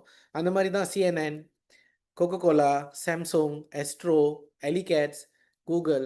ஸோ இதை வச்சு கூட நான் லோகோ செய்யலாம். நான் தனியாக ஒரு சிம்பிளை வச்சு செய்யணும்னு அவசியம் கிடையாது. ஏன்னா இதெல்லாம் அவங்க சிம்பிள் பாய்க்கிறாங்களே, நான் அந்த மாதிரி செய்யணும்னு தேவையில்லை, இப்படி கூட செய்யலாம். B creative. ஓகே, இப்போ நம்ம USP UVP டீட்டெயிலாக பார்த்துருவோம். யூனிக் செல்லிங் பாயிண்ட், இவ்வளோ ஃபோன் இருக்கிறப்ப அவனோட கை ஒன்றுக்கு தான் போகுதுன்றப்ப ஏன்னா அது யூனிக்காக இருக்குது. அதே மாதிரி இதில் என்ன UVP இருக்குது, யூனிக் செல்லிங் பாயிண்ட் நீங்கள் பார்த்தீங்கன்னாக்கா மற்றவங்களோட நான் என்ன யூனிக்காக இருக்கேன், மற்றவங்களோட நான் என்ன விதத்தில் சிறப்பாக இருக்கேன், அம்சமாக இருக்கேன், கலையாக இருக்கேன், இந்த மாதிரி தான் வேல்யூ ப்ரொப்போசிஷன். இதனால வந்துட்டு ஒரு கஸ்டமருக்கு என்ன வேல்யூ கிடைக்கிது, என்ன ஸ்பெஷல் பெனிஃபிட் இருக்குது. நான் அங்கே போயிட்டு ஒரு இடத்துக்கு போகிறேன், ஒரு மாலுக்கு போகிறேன். அந்த மாலில் பார்த்தாக்கா என்ட்ரன்ஸ் இருக்குது, சின்ன என்ட்ரன்ஸு எல்லாமே போயிட்டுருக்கோம். அங்கே படி இருக்குது, அந்த படியில் ஏறி தான் போகிறேன். இப்போ என்னன்னா நான் படி ஏறி போயிடுவேன். இப்போ ஒரு வயசானவங்க வராங்கனாக்கா கஷ்டப்படுவாங்க. அப்போ அந்த படி இல்லாமல் வச்சுருந்தாங்கனாக்கா அந்த வயசானவங்க என்டர் பண்ண முடியும். ஒரு வீல் சேரில் வர்றவங்க அவங்க இன்னும் அறவே போக முடியாது, இன்னும் கஷ்டப்படுவாங்க. அதே அடுத்தவங்க ரேம்ப் வச்சுருந்தா அவங்க ஈஸியாக போகலாம். ஸோ இந்த மாதிரி தான் யோசிக்கணும் ஒரு வேல்யூ கொடுக்கறதுக்கு. என்னை நாடி வர்றவங்களுக்கு நான் என்ன வேல்யூ கொடுக்குறேன், நான் எந்த விதத்தில் அவங்களுக்கு மரியாதை செலுத்துறேன், இந்த மாதிரி நம்ம யோசிக்கணும். ரைட். ரெட் ஓஷன்லேருந்து ப்ளூ ஓஷன், இது வந்துட்டு இப்போ நீங்கள் பாருங்கள், இந்த இடத்துல வந்துட்டு நிறைய மீன் இருக்குது. இப்போ இங்கே 10 சுறா இருக்குன்னு வச்சுக்கோங்களேன். இந்த 10 சுறா இருக்குனாக்கா 10 சுறா ஒன்னோட ஒன்று அடிச்சுக்கும். ஒன்று யார், ஏன்னா பசி சாப்பிட்றதுன்னு. அதில் ஒரு மீன் மட்டும் இங்கே ஜம்ப் பண்ணி போகுது. இங்கே வந்துட்டு நான் தான் ராஜா. ஸோ ஆப்பிள் ஃபோன் எடுத்துக்கோங்களேன். ஆப்பிள் ஃபோன் வந்துட்டு ஆப்பிள் ஓஎஸில் மட்டும்தான் இருக்குது. பட் ஆண்ட்ராய்ட் கீழே வந்துட்டு நிறைய பிராண்ட் வந்து ஆண்ட்ராய்ட் கீழே வந்துட்டு அவங்களுக்குள்ள அடிச்சுக்கிறாங்க. ஸோ அவங்க என்ன பண்ணுறாங்கனாக்கா, நான் புதுசாக இந்த ஃபீச்சர் வச்சுருக்கேன், அது வச்சுருக்கேன், இது வச்சுருக்கேன்னு ஒவ்வொரு இதுலையுமே கொடுக்கணும். Because the all depending on Android. ஆனால் ஆப்பிளுக்கு அந்த பிரச்சனை இல்லை. ஆப்பிள் வந்து நான் தனி ஓஎஸ் வச்சுருக்கேன். என்னோட இதில் வந்துட்டு யாருமே வந்துட்டு கவலைப்பட தேவையில்ல. எனக்கு என்டி வைரஸே தேவையில்ல, வைரஸே பூராது. அப்போ ஆப்பிள் வந்து தனியாக யூனிக்காக போகிறவாசி பீப்புள் ப்ரீஃபர் ஆப்பிள். அதே மாதிரி ஏதாவது ஒரு யூனிக்னஸ் இருக்கும்னு பார்த்தீங்கன்னாக்கா, இந்த நிறைய போட்டி இருக்கிற ஆண்ட்ராய்டில் கூட நீங்கள் பார்த்தீங்கன்னா, சாம்சங் ஏதாவது ஒரு யூனிக்னஸ் கொடுத்த வாசி தான் சாம்சங் ஒரு தனி இடத்துல வராங்க. ஒப்போ ஏதாவது ஒரு யூனிக் கொடுப்பாங்க, அவங்க ஒரு தனி இடத்துல வருவாங்க. விவோ இந்த மாதிரி நிறைய பிராண்ட் ஏதாவது ஒரு தனி யூனிக்னஸ் கொடுப்பாங்க. ஆனால் ஒட்டு மொத்தமாக பார்த்தீங்கன்னா, இவங்க எல்லாமே ஆண்ட்ராய்டில் வருவாசி ஆப்பிள் அங்கே தனியாகிடுறாங்க. ஸோ இந்த மாதிரி நம்ம யோசிக்கணும், எப்படி நான் தனித்துவமாக இருப்பேன், என்ன அவங்க பார்த்த இடத்துல என்னை எப்படி அவங்க பிக் பண்ண போகிறாங்க அப்படின்றது. தென் சில எக்ஸாம்பிள்ஸ்லாம் நான் சொல்கிறேன் நான். இது வந்துட்டு பத்து கேஃபில் சிஎஸ்ஜி பர்கர்னு ஒருத்தர் இருக்கார். இவர் நான் பத்து கேஃப்க்கு நான் போவேன். இவங்ககிட்ட இந்த பெஸ்ட் பார்ட் என்னதுனாக்கா, யூனிக் செல்லிங் ப்ரொபோசிஷன். எஸ், இவங்ககிட்ட வந்துட்டு சில மெனு வந்துட்டு யூனிக்காக இருக்கும். They have roja. அது எப்படி இல்லைன்னா ரோஜானோட, இப்போ நான் ஃப்ரம் பினாங் பாருங்களேன், ரோஜானோட நான் ரோஜா நினச்சிட்டேன். அந்த பசும்போர் இல்லை, பசும்போர் தான் நீங்கள் ரோஜான்னு சொல்லுவீங்க. நம்ம வந்து ரோஜானா ரோஜா பூவா. இப்போ எது நான் ரோஜா எனக்கு வேணான்னு சொல்லிட்டேன். அப்புறம் வந்துட்டு அவர் எக்ஸ்பிளைன் பண்ணார், இல்லை ரோஜா நம்ம பேர் வச்சுருக்கோன்னே, அது இது என்னதுனாக்கா சாசேஜ் நகட்ஸ் இதெல்லாமே போட்டு மிக்ஸ் பண்ணி கொடுப்போன்னு. ஸோ அவர் இனிஷியேட்டிவ் எடுத்து எனக்கு எக்ஸ்பிளைன் பண்ணார். ஸோ அவர் வேல்யூ கொடுக்குறாரு, யூவிபி வரங்க வருது. அடுத்தது என்னதுனாக்கா, நம்ம எப்போ போயிட்டு எடுத்தால் வாங்க போகிறோம் அப்படின்னாலும் கூட, எவ்வளோ தான் அவர் பிஸியாக இருந்தாலும் வந்துட்டு ஒரு காது கொடுத்து நம்ம என்ன சொல்கிறோன்றது கேட்பாரு. ஏன்னா சமயத்தில் நம்ம பார்ப்போம், அவங்க ரொம்ப பிஸியாக இருப்பாங்களா, மறந்துடுவாங்கன்னா அது அந்த மறக்க மாட்டார். நான் பார்த்து வச்சுருக்கோம், என்ன ஆர்டர் பண்ணணும் அவங்க ஸ்டாஃப் மறக்கிறாங்களோ இல்லையோ, அவர் கரெக்டாக இருப்பார், மறக்கவே மாட்டார். இந்த ஆர்டர் பண்ணியிருக்கோம், இது என்ன எந்த கஸ்டமர்கிட்ட போயிருக்கோ அது கரெக்டாக கொடுத்துருவாரு. ஸோ இந்த மாதிரி நீங்கள் ஃபோக்கஸாக இருக்கிறப்ப கஸ்டமர் ஃபீல் குட். இன்றைக்கி நான் இதை பற்றி பேச வேண்டிய அவசியம் இல்லை. நான் இன்றைக்கி அவரை பற்றி பேசுகிறேன்னா அவர் கொடுத்த யூவிபினால தான். அவர்கிட்ட யூஎஸ்பியை தவிர அவர் எந்த அளவுக்கு கஸ்டமருக்கு வந்துட்டு வேல்யூ கொடுக்குறாருன்ற வச்சு தான் இன்றைக்கி அவரை பற்றி நம்ம பேசுகிறோம். அடுத்தது யாருனாக்கா, பர்கர் மலேசியா. இவங்க வந்து பினாங்கில் இருக்காங்க. இவங்க பார்த்தீங்கன்னா ஹஸ்பண்ட் அண்ட் ஒய்ஃப்.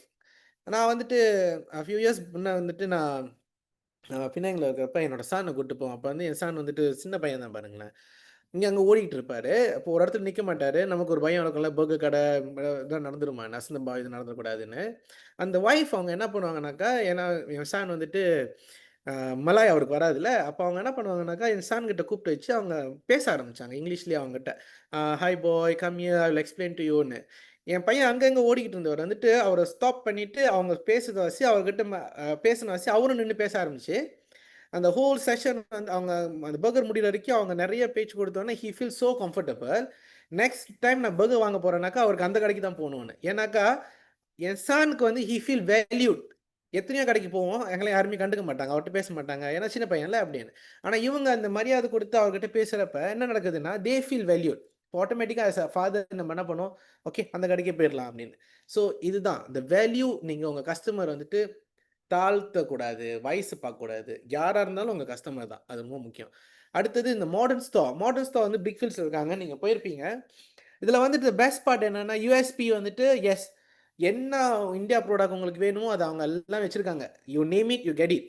ஆனால் அவங்களோட யூவிபி எப்படின்னாக்கா, அந்த பெஸ்ட்டு வந்துட்டு என்னன்னாக்கா, அவங்களோட காய்கறி நீங்கள் பார்த்தீங்கன்னா முன்னுக்கு வந்துட்டு அவங்க வேல்யூ எந்த அளவுக்கு கொடுக்குறாங்கன்னா, என்கிட்ட வந்து வாங்குகிற கஸ்டமருக்கு வந்து ஃப்ரெஷ்ஷாக தான் கிடைக்கணும், நான் ஃப்ரெஷ்ஷாக வச்சுருக்கேன், அதுக்காக ஒரு ஸ்டேஷன் மேனேஜர் அவங்க வச்சுருக்காங்க. அது நான் கேட்டதோட வாவ். அப்போ எப்படின்னாக்கா அவரோட வேலையே என்னதுனாக்கா, அந்த காய்கறியில் வந்துட்டு கொஞ்சம் நல்லா இல்லைன்னா கூட அவர் வேலை வந்துட்டு அதை எடுத்து மாற்றிக்கிட்டு வச்சுக்கிட்டே இருக்கிறது, அது ஃப்ரெஷ்னஸ் இருந்துக்கிட்டே இருக்கணும். அப்போ காய்கறி வந்துட்டு வீணாக போயிடுச்சுன்னா உடனே அதை மாற்றிடுவார், உடனே முன்னுக்கு எடுத்து நல்லதாக வைக்கணும், நல்லதாகவே கொடுக்கணும். அப்போ வர்ற கஸ்டமருக்கு வந்துட்டு ஓ இங்கே போனால் கண்டிப்பாக எனக்கு ஃப்ரெஷ்ஷாக கிடைக்கும்ல, இங்கே போனால் எனக்கு கண்டிப்பாக எனக்கு வந்து இந்த பெஸ்ட்டு கிடைக்கும், அந்த நம்பிக்கை கொடுக்குறாங்க பாருங்கள். Is value. ஸோ ஏன்னா என் கஸ்டமர் அவ்வளோ தூரம் வந்துட்டு, ஏன்னா நமக்கு தெரியும் பிரிக்ஃபீல்ட்ஸ் எவ்வளோ டிராஃபிக்காக இருக்கும் அப்படின்னு. அந்த நேரத்தில் வந்துட்டு அவ்வளோ தூரம் தேடி வந்துட்டு எனக்கு வந்துட்டு வாங்கின இவ்வளோ தருவா இருக்குன்னு சொல்லக்கூடாதுல்ல. உங்கள் போனால் தான் எனக்கு ஃப்ரெஷ்ஷாக கிடைக்கணும் அந்த நம்பிக்கை கொடுக்குறாங்க பாருங்கள். That's the key point modern ஸ்டோரோடது.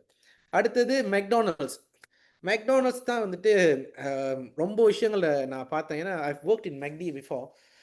நிறைய விஷயம் இம்ப்ளிமெண்ட் பண்ணாங்க. அல்லது பெஸ்ட் பார்ட் என்னதுன்னா, இப்போ ஸ்டார்பாக்ஸ்லையும் இருக்குது.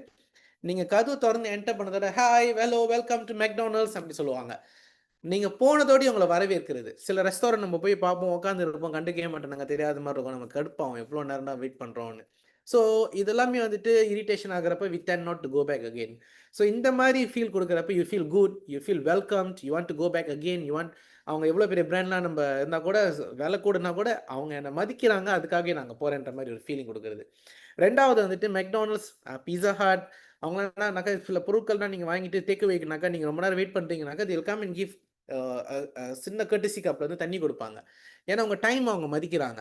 ஸோ நீங்கள் அவ்வளோ நேரம் உட்காந்துருக்கீங்க, ஒரு 15 மினிட்ஸ் எடுக்குது அந்த பர்கருக்கு செய்யறதுக்கு, ஒரு நகட் செய்யறதுக்கு, ஒரு பீஸா செய்யறதுக்குனாக்கா உங்களை கொஞ்சம் சூதனை பண்ணுறதுக்கு, உங்களை அமைதியாகிறதுக்கு ஒரு கப்பு தண்ணி கொடுத்தோன்னா யூ ஃபீல் ஓகேலா, அட்லீஸ்ட் தண்ணி கொடுத்துருக்காங்க, சரி கொஞ்சம் வெயிட் பண்ணுவோம். ஸோ இதுதான் UVP, you take care of your customer. அடுத்தது இது ஆன்லைன் ஸ்டோர் விற்கிறப்ப நீங்கள் பாருங்களேன், இந்த மாதிரி பேக்கேஜிங்லாம் ரொம்ப முக்கியம். உங்கள் கஸ்டமர் உங்ககிட்டேருந்து வாங்குறாங்கன்னா அங்கே மறுபடியும் ரிட்டர்ன் வரணும்னாக்கா என்ன மாதிரி பேக்கேஜிங் நீங்கள் செஞ்சு கொடுக்கீங்க ரொம்ப முக்கியம். அங்கே பாருங்கள், ஒரு ஹார்ட் டிஸ்க் அனுப்புகிறாங்க, அவங்க வந்துட்டு டியூபோட பேக்கேஜிங் மெட்டீரியல் வச்சுருக்காங்க. ஏன்னா நமக்கு தெரியும் அவங்க எப்படி வீசுவாங்க அங்கேன்னு. ஸோ ஒரு இனிஷியேட்டிவ் எடுத்து நீங்கள் பபிள் ட்ராப்புக்கு பதிலாக இந்த மாதிரி டியூப் போடுறப்ப அது வீசுனா கூட கீழே விழுந்தால் கூட அது பம்ப் பண்ணிவிட்டு சேவ் ஆயிரும். இதே பபிள் ட்ராப் வச்சாலும் முடியும் தானே, முடியும். ஆனால் அது உடஞ்சிருந்துச்சுனாக்கா போச்சு எல்லாமே. ஸோ நீங்கள் என்ன மாதிரி அக்கறை செலுத்துறீங்க. அடுத்தது கடைசியாக வந்துட்டு இப்போ ரொம்ப ஃபேமஸாக இருக்கிறது எக்ஸ்டெண்டட் வாரண்டின்ற வார்த்தை, யூவிபி. நிறைய டெக்னாலஜி கம்பெனி அந்த டிவி ரேடியோ இதெல்லாம் பார்த்தீங்கன்னாக்கா எக்ஸ்டெண்டட் வாரண்டின்னு ஒன்று கொடுக்குறாங்க. அதாவது சில extended warranty you have to pay. அது சில இது வந்து வாங்குறப்பே எக்ஸ்டெண்டட் வாரண்டி கொடுத்துட்றாங்க. இப்போ ஈவன் காடிலாம் வாங்கினா கூட பாருங்கள் 5 years வாரண்டி இதெல்லாமே. So that means they want to take care of the customer. So warranty இருக்கிறதுக்காக 5 வருஷம் வாரண்டின்காகவே நம்ம என்ன பண்ணுவோம், ஓகேன்னு அவங்களும் ஸ்மார்ட் தான். அந்த வாரண்டி இருக்கணும்னா நீங்கள் இங்கே வந்தால் சர்வீஸ் பண்ணணுன்றாங்க. பட் இந்த வாரண்டிக்காகவே நம்ம என்ன பண்ணுவோம், சரி ஓகே எடுத்துருவோன்றது. So this is the way to market your product. அடுத்தது நம்ம பார்த்தோம் என்ன பிராண்ட் நம்பர் 1. இங்கேயும் அதே தான், ஆப்பிள் தான் நம்பர் 1ல இருக்குது. வேல்யூபிள் பிராண்ட் 2025ல். இது வந்து இன்னொரு இடத்துல எடுத்தேன், பிராண்ட் ஃபைனான்ஸ்லேருந்து எடுத்தேன். ஆப்பிள், மைக்ரோசாஃப்ட், கூகுள், அமேசான் அப்படியே இருக்குது.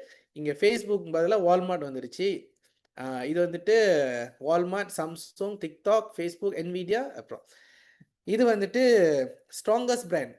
இது வந்துட்டு ஸ்ட்ராங்கஸ்ட் பிராண்ட்றப்ப நம்பிக்கையை கொடுக்குறது வந்துட்டு பீப்புள் ப்ரிஃபர் வீசாட்டில் வந்துட்டு இப்போ பார்த்தீங்கன்னா நிறைய ஸ்கேமோட இருந்த எல்லா குரூப்பையும் வந்து டிலீட் பண்ணிட்டாங்க. தப்பாக இருக்கிற எல்லா குரூப்புக்குமே பாய் சொல்லிட்டாங்க. அது வந்துட்டு வேலிட்டானது மட்டும்தான் இருக்கணும், நல்லது மட்டும்தான் அங்கே இருக்கணும்னு சொல்லிட்டு. So they became very famous. அப்புறம் நைக்கி, கூகுள் இதெல்லாம் வந்து நம்பிக்கை நிறைய பேருக்கு இருக்குது. ஏன்னா நான் இப்போ எவ்வளோ தான் பார்த்தாலும் வந்துட்டு அதில் எனக்கு ஒரு கான்ஃபிடென்ஸ் கொடுக்குது, ஒரு ட்ரஸ்ட்வர்த்தியாக இருக்குன்னு. யூஎஸ்பி, சரி யூஎஸ்பின்னு சொல்கிறேன். அது எப்படின்னாக்கா M&M சாக்லேட் பார்த்துருக்கீங்களா? M&M வந்து அவங்களோட டேக்லைனே இருக்குது, melts in your mouth not in your hand. நீங்கள் கையில் வச்சுருந்தா அது மெல்ட் ஆகாது, அது வாயில் போட்டால் தான் அது மெல்ட் ஆகும். ஸோ அதுதான் அவங்களோட பவர். ஸோ M&M வந்து கலர்ஃபுல்லாக இருந்தால் கூட வந்துட்டு எவ்வளோ நேரம் நீங்கள் கையில் வச்சுருந்தா கூட அது அப்படி தான் இருக்கும். அது வாயில் போட்டு அது சாப்பிட்டதுக்கு அப்புறம் தான் அது மெல்ட் ஆகுறதுன்னு. Nike, if you have a body you are an athlete. நீங்கள் உங்களுக்கு பாடி இருக்கா, நீங்கள் அத்லீட் தான். ஸோ யார் வேணாலும் வந்துட்டு அத்லீட்டாக மாறலாம். அதுக்கு நைக்கி இருக்குது, என் கூட வந்து எக்ஸசைஸ் பண்ணுங்கள், அதுதான் சொல்ல வராங்க. Starbucks created 3rd place between home and work. வேலை வீடு தவிர உங்களுக்கு இன்னொரு இடம் தனிமையாக இருக்கேன், இல்லை ஒன்று ஏதாவது இடத்துல நான் போகணுன்னா அதுக்கு பெஸ்ட்டு வந்து ஸ்டார்பாக்ஸ். அவங்க எந்த அளவுக்கு முக்கியத்துவம் செலுத்துவாங்கன்னா அவங்களோட டேபிள்லாம் பார்த்தீங்கன்னா round table, you won't feel lonely. நீங்கள் போய் உட்காந்துட்டு நீங்கள் உங்கள் டைம் ஸ்பெண்ட் பண்ணுறதுக்கு. ஸோ இது எல்லாமே USP, they created this kind of brand example. Value proposition போய் போனீங்கன்னு பார்த்தீங்கன்னாக்கா இமோஷனல் கனெக்ஷன் கொடுக்கணும், ஒருத்தவங்களுக்கு நம்பிக்கையை கொடுக்கணும், ஒரு கம்யூனிட்டி பில்டிங் மாதிரி இருக்கணும். இந்த மாதிரி கொடுக்குறப்ப ரொம்ப நல்லது. ஏர்பிஎன்பியோட பாருங்க, அவங்களோட சிஸ்டம் வந்துட்டு ரொம்ப திடீர்னு வந்தாங்க, ஃபேமஸ் ஆகினாங்க. ஏன் தெரியுமா? ஏர்பிஎன்பி வந்துட்டு make sure customer happy, host also happy. ஏர்பிஎன்பியில் போட்டிருக்கான ஒரு ஹோஸ்ட் வந்துட்டு 5 ஸ்டார்னு நீங்கள் போய் பார்க்குறப்ப 100% அவன் 5 ஸ்டார் தான். அது அங்கே இல்லைன்னா அவங்க ஏர்பிஎன்பியில் அங்கே கிளியராக போட்டிருப்பாங்க இந்த ஹோஸ்ட் சரியில்லைன்னு. ஸோ இந்த ட்ரஸ்ட் வர்றதுக்கு அப்போ ஏர்பிஎன்பி எவ்வளோ முக்கியத்துவம் செலுத்தியிருப்பாங்க, எவ்வளோ லைக் டீட்டெயிலாக பார்த்துருப்பாங்க, இதெல்லாம் ரொம்ப முக்கியம். அடுத்தது டிஃப்ரென்சியேஷன், ஐடென்டிஃபை. யூஎஸ்பினா உங்களுக்கு வந்து தெரியணும், மற்றவங்களுக்கும் உங்களுக்கும் என்ன வித்தியாசம் நீங்கள் முதல் கண்டுபிடிக்கணும். உங்களோட கஸ்டமர் யாருன்னு உங்களுக்கு தெரிஞ்சிருக்கணும். உங்களோட சொன்ன வார்த்தையை நீங்கள் காப்பாற்றணும். ஒரு விஷயம் சொல்லிட்டீங்க, எனக்கு தெரிஞ்ச ஒருத்தர் இருக்காரு மிஸ்டர் மணின்னு, அவர் பேர் மணி அரசு. அவர்கிட்ட நான் பேசுகிறப்ப அவர் என்கிட்ட ஒரு சொன்னார், அவர் வந்து காடி வந்துட்டு பெயிண்ட் பண்ணுறது எல்லாமே செய்கிறாரு. கஸ்டமர் கிட்ட வந்துட்டு அவர் சொல்லிட்டாருனாக்கா 2 days அப்படின்னு சொல்லிட்டாருனாக்கா 2 நாள் வரைக்கும் அவர் வெயிட் பண்ண மாட்டார். அவர் வந்துட்டு 1 டேலே அந்த ஜாப்பை முடிக்கணும்னு ட்ரை பண்ணுறாரு. அப்போ அந்த அந்த 1 டேல ஜாப் முடிகிறதுக்காக மற்ற விஷயங்கள் எல்லாம் அவர் சாக்ரிஃபைஸ் பண்ணிடுறாரு. வெளியே போகிறதோ, இல்லை போயிட்டு சுற்றுறதோ, இல்லை எங்கேயாவது போயிட்டு கொஞ்ச நேரம் உட்காந்து ஃப்ரெண்ட்ஸ் கூட பேசுகிறதோ, இல்லை எனக்கு வேலை இருக்குது அதை முடிச்சிடணும், முடிச்சுட்டு வந்துட்டு என்ன எவ்வளோ நேரம் டைம் ஸ்பெண்ட் பண்ணுறேன்னு. ஸோ இது ரொம்ப ரொம்ப முக்கியம். அதெல்லாம் வந்து அது ரொம்ப நல்ல குவாலிட்டி தெரியுங்களா. ஏன்னா கஸ்டமர் வந்துட்டு அந்த காடி வந்துட்டு அந்த அடுத்த வாரமே எங்கேயாவது வெளியே போகணும் அவங்க பாய்க்க பார்ப்பாங்க, அது யூஸ் பண்ண பார்ப்பாங்க. அப்போ அது அவங்களுக்கு அது வந்து ஒரு அத்தியாவசிய பொருள். அந்த அத்தியாவசிய பொருள் வந்துட்டு நீங்கள் 1 வாரம்னு சொல்லிட்டு 3 நாளே நீங்கள் கொடுக்குறீங்கன்னா அது எவ்வளோ பெரிய ஒரு இம்பேக்ட் கொடுக்கும் தெரியுமா அவங்களுக்கு. ஆனால் நீங்கள் 3 நாள்னு சொல்லிட்டு 1 வாரம் சென்று கொடுக்குறப்ப அது டோட்டலாக அவங்க பிளான் எல்லாமே மாறிடும். அடுத்த வாட்டி அவங்க வரவே மாட்டாங்க. ஸோ இந்த யூஎஸ்பின்றது வந்துட்டு சொன்ன வார்த்தையை நம்ம காப்பாற்றணும். கம்யூனிகேஷன் ரொம்ப கிளியராக இருக்கணும், என்ன சொல்கிறோம் என்ன செய்கிறோன்றதுன்னு. ரீஃபண்ட் பாலிசியிலேருந்து எல்லாமே செஞ்சால் கூட. ஸோ உங்களோட கம்யூனிகேஷனில் வந்துட்டு உங்களோட யூனிக்கை வந்துட்டு நீங்கள் வந்துட்டு கிளியராக சொல்லணும். நான் இது செய்கிறேன், இதுதான் நான். இப்போ நம்ம சொன்னல நைக்கினாக்கா நைக்கி வந்துட்டு ஜஸ்ட் டூ இட்னு கூட ஒன்று இருக்குது. ஸோ எடுத்து செய்யுங்கன்னு. அப்போ உங்களோட யூஎஸ்பி நீங்கள் தான் எக்ஸ்ப்ரெஸ் பண்ணாதான் ஆளுங்களுக்கு புரியும். இதை நீங்கள் எக்ஸ்ப்ரெஸ் பண்ணாதான் தெரியுன்றப்ப நீங்கள் அதை மறைக்கவோ இல்லை அதை பற்றி சொல்லாமல் இருக்கிறது, அது உங்களுடைய யூஎஸ்பியை நீங்களே குறைக்கிற மாதிரி இருக்கும். டேக்லைன், கேஎஃப்சியோட டேக்லைன் யாராவது சொல்ல முடியுமா? எல்லாம் அமைதியாக இருக்கீங்க. யாராவது KFC? Feel so good, feel so good. கொஞ்சம் கிட்ட வந்துட்டீங்க. Finger licking good. Oh yeah. Yes. அடுத்தது மெக்டானல்ட்ஸோட நான் முதல்ல சொன்னேன். I'm loving it. Yes correct. அடுத்தது கார்டினியா வச்சனா? வரல சார், ஐடியா இல்ல. கார்டினியாவோட கொஞ்சம் கஷ்டம்.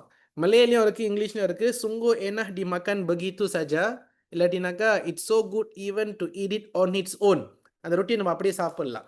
அவங்க ரொம்ப லெங்க்தாக வச்சுருந்தா கூட, பட் அவங்க என்ன சொல்கிறாங்கன்னா இந்த தேகலான் எல்லாமே என்னதுனாக்கா அவங்க வழங்குற சர்வீஸ் வந்துட்டு அதோட மீனிங் வந்து அவங்க சொல்லிட்டாங்க ஸ்லோகன்லேயே. ஸோ அப்போ வந்துட்டு கஸ்டமர் கூட கனெக்ட் பண்ணுறதுக்கு அவங்களுக்கு ரொம்ப ஈஸியாக இருக்கும். அடுத்தது மிலோ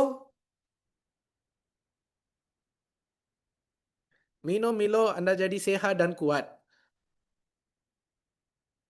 கேள்விப்பட்டிருக்கீங்களா? சீஃப், இது ஸ்கூல் படிக்கும் போது கேள்விப்பட்டது சீஃப். ரைட். ஆனா அந்த மைலோ குடிச்சோன்னு தூக்கமும் வருது, அது அவங்க சொல்லல. அடுத்தது நைக்கி, நான் முதல்ல சொன்னேன். என்னது?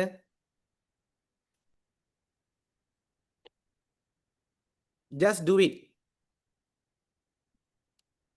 ஏஷியா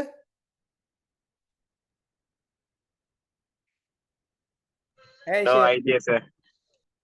ஏஷியா வந்துட்டு Everyone can fly. அவங்க சொன்னது சொல்லுங்க sir. Everyone can fly. Yes sir, அவங்க சொன்னாங்க, அது செஞ்சாங்க. அவங்களால தான் நிறைய பேர் நிறைய இடத்துக்கு போக ஆரம்பிச்சு முடிஞ்சு சார் மலேசியாவில். So they did it. So அந்த வார்த்தைக்கு தகுந்ததை அவங்களால செய்ய முடியுமான்றது தான். ஸோ இங்கே இருக்கிற எல்லா பிராண்டுமே அவங்க சொன்ன மாதிரி அவங்களால அதை டெலிவர் பண்ண முடிஞ்சிச்சு. ஸோ தட்ஸ் வை உங்களோட டேக்லைன், உங்களோட யூஎஸ்பியில் வந்துட்டு சர்வீஸ் எல்லாமே அடங்கினா கூட உங்கள் பிராண்டுக்குன்னு ஒரு டேக்லைனும் நீங்கள் கண்டிப்பாக யோசிச்சு வச்சுக்கணும். அது உங்களோட என்ன சர்வீஸ் வழங்குறீங்கன்னு நீங்கள் சொல்லணும். இப்போ என்னோட பார்த்தீங்கன்னா ஜிஎம்பி சொல்யூஷன் நாங்கள் இருக்கிறப்ப கீழே என்னோட டேக்லைன் வந்து சொல்யூஷன் இஸ் அவர் ஃபோர்ட்டின்றப்ப சொல்யூஷன் கொடுக்குறது தான் எங்களோட பலமே. ஸோ அப்போ சொல்யூஷன் கொடுக்குறது தான் உங்களோட பலமேனாக்கா எங்களோட சொல்யூஷன் வந்து பிஸ்னஸில் சம்மந்தப்பட்டது. ஸோ ஒவ்வொருத்தவங்களுக்கும் அந்த டேக்லைன் தான் வந்துட்டு நீங்கள் யாருன்னு மக்களுக்கு புரிய வைக்கும். ஏன்னா ஒரு பிராண்டை வச்சு மட்டும் என்னன்னு தெரியாது, வெறும் கேஎஃப்சினா என்னன்னு தெரியாது. அந்த கேஎஃப்சியில் கீழே வந்துட்டு டேக்லைன் கொடுக்குறப்ப ஃபிங்கர் லிக்கிங் குட்னாக்கா ஓகே சாப்பிட்றது அவ்வளோ ருசியாக இருக்குமா அப்படின்றது. So that's it. அடுத்தது ரிலேஷன்ஷிப் மார்க்கெட்டிங். நான் முதயே சொன்னேன், டிஜிட்டல் டிரான்ஸ்ஃபர்மேஷன். எல்லாருமே டிஜிட்டலுக்கு மாறுறாங்க. நீங்கள் வேணும் வேணான்னு சொல்ல முடியாது. எல்லாருமே டிஜிட்டல் மாறுறப்ப நீங்களும் மாறி தான் ஆகணும். கஸ்டமர் ரிலேஷன்ஷிப் ரொம்ப முக்கியம். முன்ன மாதிரிலாம் இல்லை. இப்போ எனக்கு பிடிக்கலன்னா நான் ஒரு டிக்டாக் வீடியோ செஞ்சு போட முடியும். நான் உடனே கூகுள் ரிவ்யூ போய் கொடுக்க முடியும். நான் உடனே வந்து ஃபேஸ்புக்கில் போயிட்டு ரிவ்யூ போட முடியும். ஸோ இது ரொம்ப ரொம்ப ரொம்ப ரொம்ப டிஜிட்டலாக மாறிக்கிட்டு இருக்கிறப்ப அதுக்கு தகுந்த மாதிரி நம்மளும் அடாப்ட் பண்ணிக்கிட்டு மாறிக்கிட்டே இருக்கணும். ஸோ மார்க்கெட் அடாப்டபிலிட்டிக்கு தகுந்த மாதிரி அந்தந்த கம்பெனியும் மாறிக்கிட்டே இருக்கணும். இது டைனமிக்கான ஒரு டைம். ஸோ நம்ம எந்த அளவுக்கு அட்வான்ஸாக போகிறோமோ அது நல்லது. Your branding break through, competitive advantage. நல்ல பிராண்ட் பொசிஷனிங் பண்ணுறதுக்கு நிறைய போட்டிகள் இருக்கும், இல்லைன்னு இல்லை. நம்ம பார்த்துருப்போம். ஈவன் பானிபூரின்னு எடுத்துக்கிட்டிங்கன்னா நிறைய பானிபூரி இருக்கிறப்ப சர்டன் பிராண்ட் மட்டும்தான் வந்துட்டு அங்கே நம்ம மைண்டில் நிற்கும். இப்போ ஒரு மைண்ட்லேயும் உங்கள் பானிபூரி சொன்னதோட உங்கள் மைண்ட்லாம் ஒரு பிராண்ட் வந்து இப்போ கண்டிப்பாக வந்திருக்கும். ஸோ அது எப்படி வருதுனாக்கா, எந்த அளவுக்கு அவங்க வந்துட்டு கரெக்டான மார்க்கெட்டிங் செய்கிறாங்க, எந்த அளவுக்கு அவங்க யூனிக்காக இருக்காங்க, எந்த அளவுக்கு அவங்க பிராண்ட் வேல்யூ தராங்க, அதுதான்.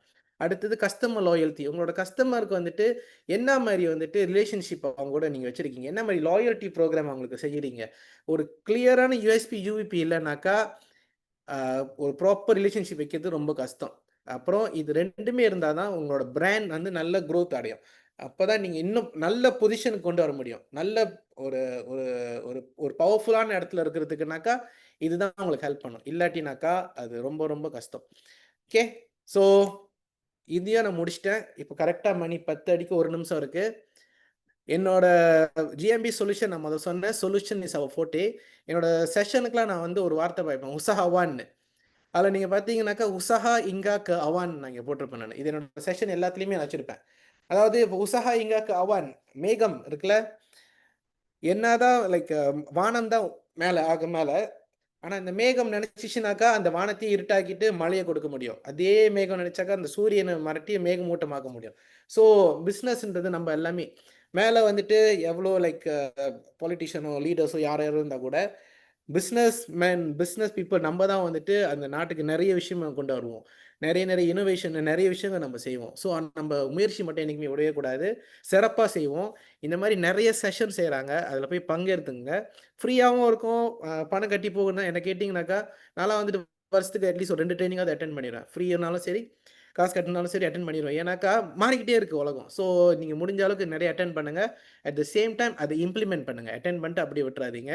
வேறு ஏதேனும் கேள்விகள் இருந்தால் கேளுங்க. என்னோட செஷன் ஓவர். நன்றி, வணக்கம். ஓகே சீஃப், ரொம்ப நன்றி. நல்ல பயனுள்ள கருத்துக்களை பகிர்ந்தீர்கள். Yes, thank you sir. Thank you, sir. மீண்டும் அடுத்த வாரம் இருவேறு தலைப்புகளுடன் எஸ், உங்களை வேற என்ன அடுத்த சந்திக்கிறேன். வாரம் முடிஞ்சா அஃபிலியேட்டுக்கு செய்யுங்க சார். அஃபிலியேட்டுக்கு தான் கேள்விகள் வச்சிருந்தோம். ஓகே, அஃபிலியேட் போன வாரம் செஞ்சுட்டுமே. போன வாரம் நான் இருந்தேனே. போன வாரம் அஃபிலியேட் இல்லையே. அது ஏஐயோட. போன வாரத்துக்கு முந்தின வாரம் முந்தின வாரம். சார். Okay okay. இல்ல எனக்கு கொஞ்சம் அஃபிலியேட் கொஞ்சம் ப்ராப்ளம் இருக்கு. அத கிளியர் பண்றதுக்கு தான். ஓகே ஓகே ஓகே, இடையில கொடுப்போம். Okay okay. ஓகே, நன்றி நன்றி. Sir me too sir.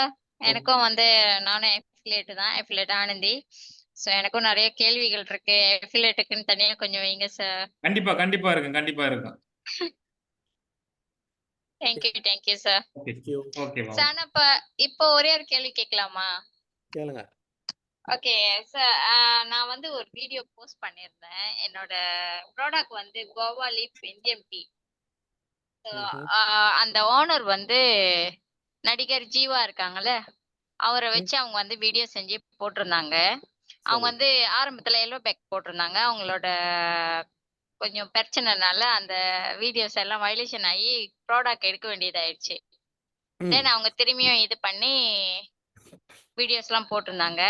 தென் நான் வந்து அந்த ஜீவாவோட வீடியோ எடுத்து அவங்க நின்றுட்டு இருக்கிற போட்டோ மட்டும் கட் பண்ணிட்டு வெறும் ஜீவா பேசுறது மட்டும் போட்டு எல்லோ பேக் போடல, பட் ஆனா வீடியோ மட்டும் போஸ்ட் பண்ணியிருந்தேன். ஸோ இப்போ வந்து அது பேசிட்ட பிறகு நான் வந்து சொந்தமா ஃபேஸ் காட்டி வீடியோ செஞ்சுட்டு ப்ராடக்ட் வச்சு போட்டிருக்கேன். இப்ப அந்த ப்ராடக்ட் ஓனர் வந்து என்கிட்ட என்ன கேட்டாங்கன்னா, நீங்க வந்து அந்த வீடியோ அழிச்சிருங்க, பிரைவேட்ல போடுங்க. ஸோ அவங்க வந்து அது வந்து வீடியோ வந்து எல்லோ பேக் வச்சு போட போறாங்கன்னு சொன்னாங்க. அது எதுவும் இஷ்யூ ஆகுமா சார்? வயலேஷன் அடிக்க எதுவும் வாய்ப்பு இருக்கா? ஓகே, ஆக்சுவலி இது வந்துட்டு இன்னொருத்தவங்களோட சொத்து. அது சார் பட் ஆனா அவங்களோட ப்ராடக்ட் தானே சார் நான் சேல்ஸ் பண்ணி கொடுக்குறேன். ரைட். ஆனா அவங்க உங்களுக்கு குடுத்துட்டாங்களா அஃபிலியேட் செய்றதுக்கு? கொடுத்துட்டாங்க. குடுத்துட்டாங்கன்னா, அவங்க சில ரூல்ஸ் வச்சிருந்தாங்கன்னா, நீங்க அதுதான் ஃபாலோ பண்ணி ஆகணும். ஆமாவா சார்? ஆமா. Affiliate okay, marketing okay. வந்துட்டு அஃபிலியேட் மார்க்கெட்டிங்னா என்னதுன்னா, ம். நீங்க வந்து அவங்களோட பார்ட்னர் மாதிரி. ஓகே. நீங்க ஒரு ஸ்ட்ராட்டஜிக் பார்ட்னர் மாதிரி, நீங்க வந்து அவங்க கூட ஒரு டாக்குமெண்ட்லேருந்து எதுவுமே சைன் பண்ணாம, அவங்க ஆஃபீஸ்க்குலாம் போகாம, அவங்களுக்காக நீங்க எடுத்து அந்த பொருள் விக்க போறீங்க. அப்ப அப்படின்றப்ப நீங்க ஒரு பார்ட்னர் மாரி தான் நீங்க யோசிப்பீங்க. ஆனா அவங்க சைட்ல என்ன இப்ப நடக்குதுனாக்கா, நீங்க கேட்கிற கேள்வி நியாயமான கேள்வி. அவங்க ப்ராடக்ட் தான் நான் விக்க போறேன். அப்ப இருந்தா தானே எனக்கு பலமா இருக்கும்னு. அவங்க ஆமா. சைட்ல மேபி அவங்களுக்கு ஏதாவது ஒரு ரிஸ்ட்ரிக்ஷன் இருந்திருக்கலாம். ஓ! அத அவங்க ரொம்ப வயலேஷன் வந்துரும்ன்றதே பயப்படுறாங்க. பார்த்தீங்கன்னாக்கா, அப்ப அவங்களோட ரிஸ்ட்ரிக்ஷன் வச்சு தான் அவங்க பயப்படுறாங்க. அப்ப அந்த ரிஸ்ட்ரிக்ஷன் எல்லாமே அவங்க முடிச்சுட்டாங்கன்னா, மேபி அத அவங்க உங்கள்ட்ட பேசலாம் அத. அது மட்டும் இல்லாம உங்க மூலமா நெறைய சேல்ஸ் வருதுன்னு வச்சுக்கங்களேன். கண்டிப்பா அவங்களே உங்களுக்கு குடுத்துருவாங்க. ஆனா அவங்களுக்கு அங்க என்ன நெருக்கடியோ, என்ன பிரச்சனைன்னு தெரியாத வாசி, இந்த மாரி நடக்க வாய்ப்புகள் இருக்கு. ஏன்னா அதான் சார் நான் சொல்லியிருந்தேன் நான் அது உங்களுக்கே தெரியும் எவ்வளவு சேல்ஸ் நான் எடுத்து கொடுத்துட்டு இருக்கேன். அந்த வீடியோ போட்டதுனால நிறைய பேர் இன்வெஸ்ட் பார்த்துருக்காங்க. ம். ஆனா அதுல நான் வந்து எல்லோ பேக் போடல, உங்களையும் நான் காட்டல. சார் நீங்க செஞ்சு போட்டீங்கன்னா பிரச்சனை வராதுன்னு நான் எதுக்கு கன்ஃபார்ம் பண்ணிட்டு சொல்லிருக்கான்னு நான் கன்ஃபார்ம் வேற ஏதேனும் கேள்விகள்?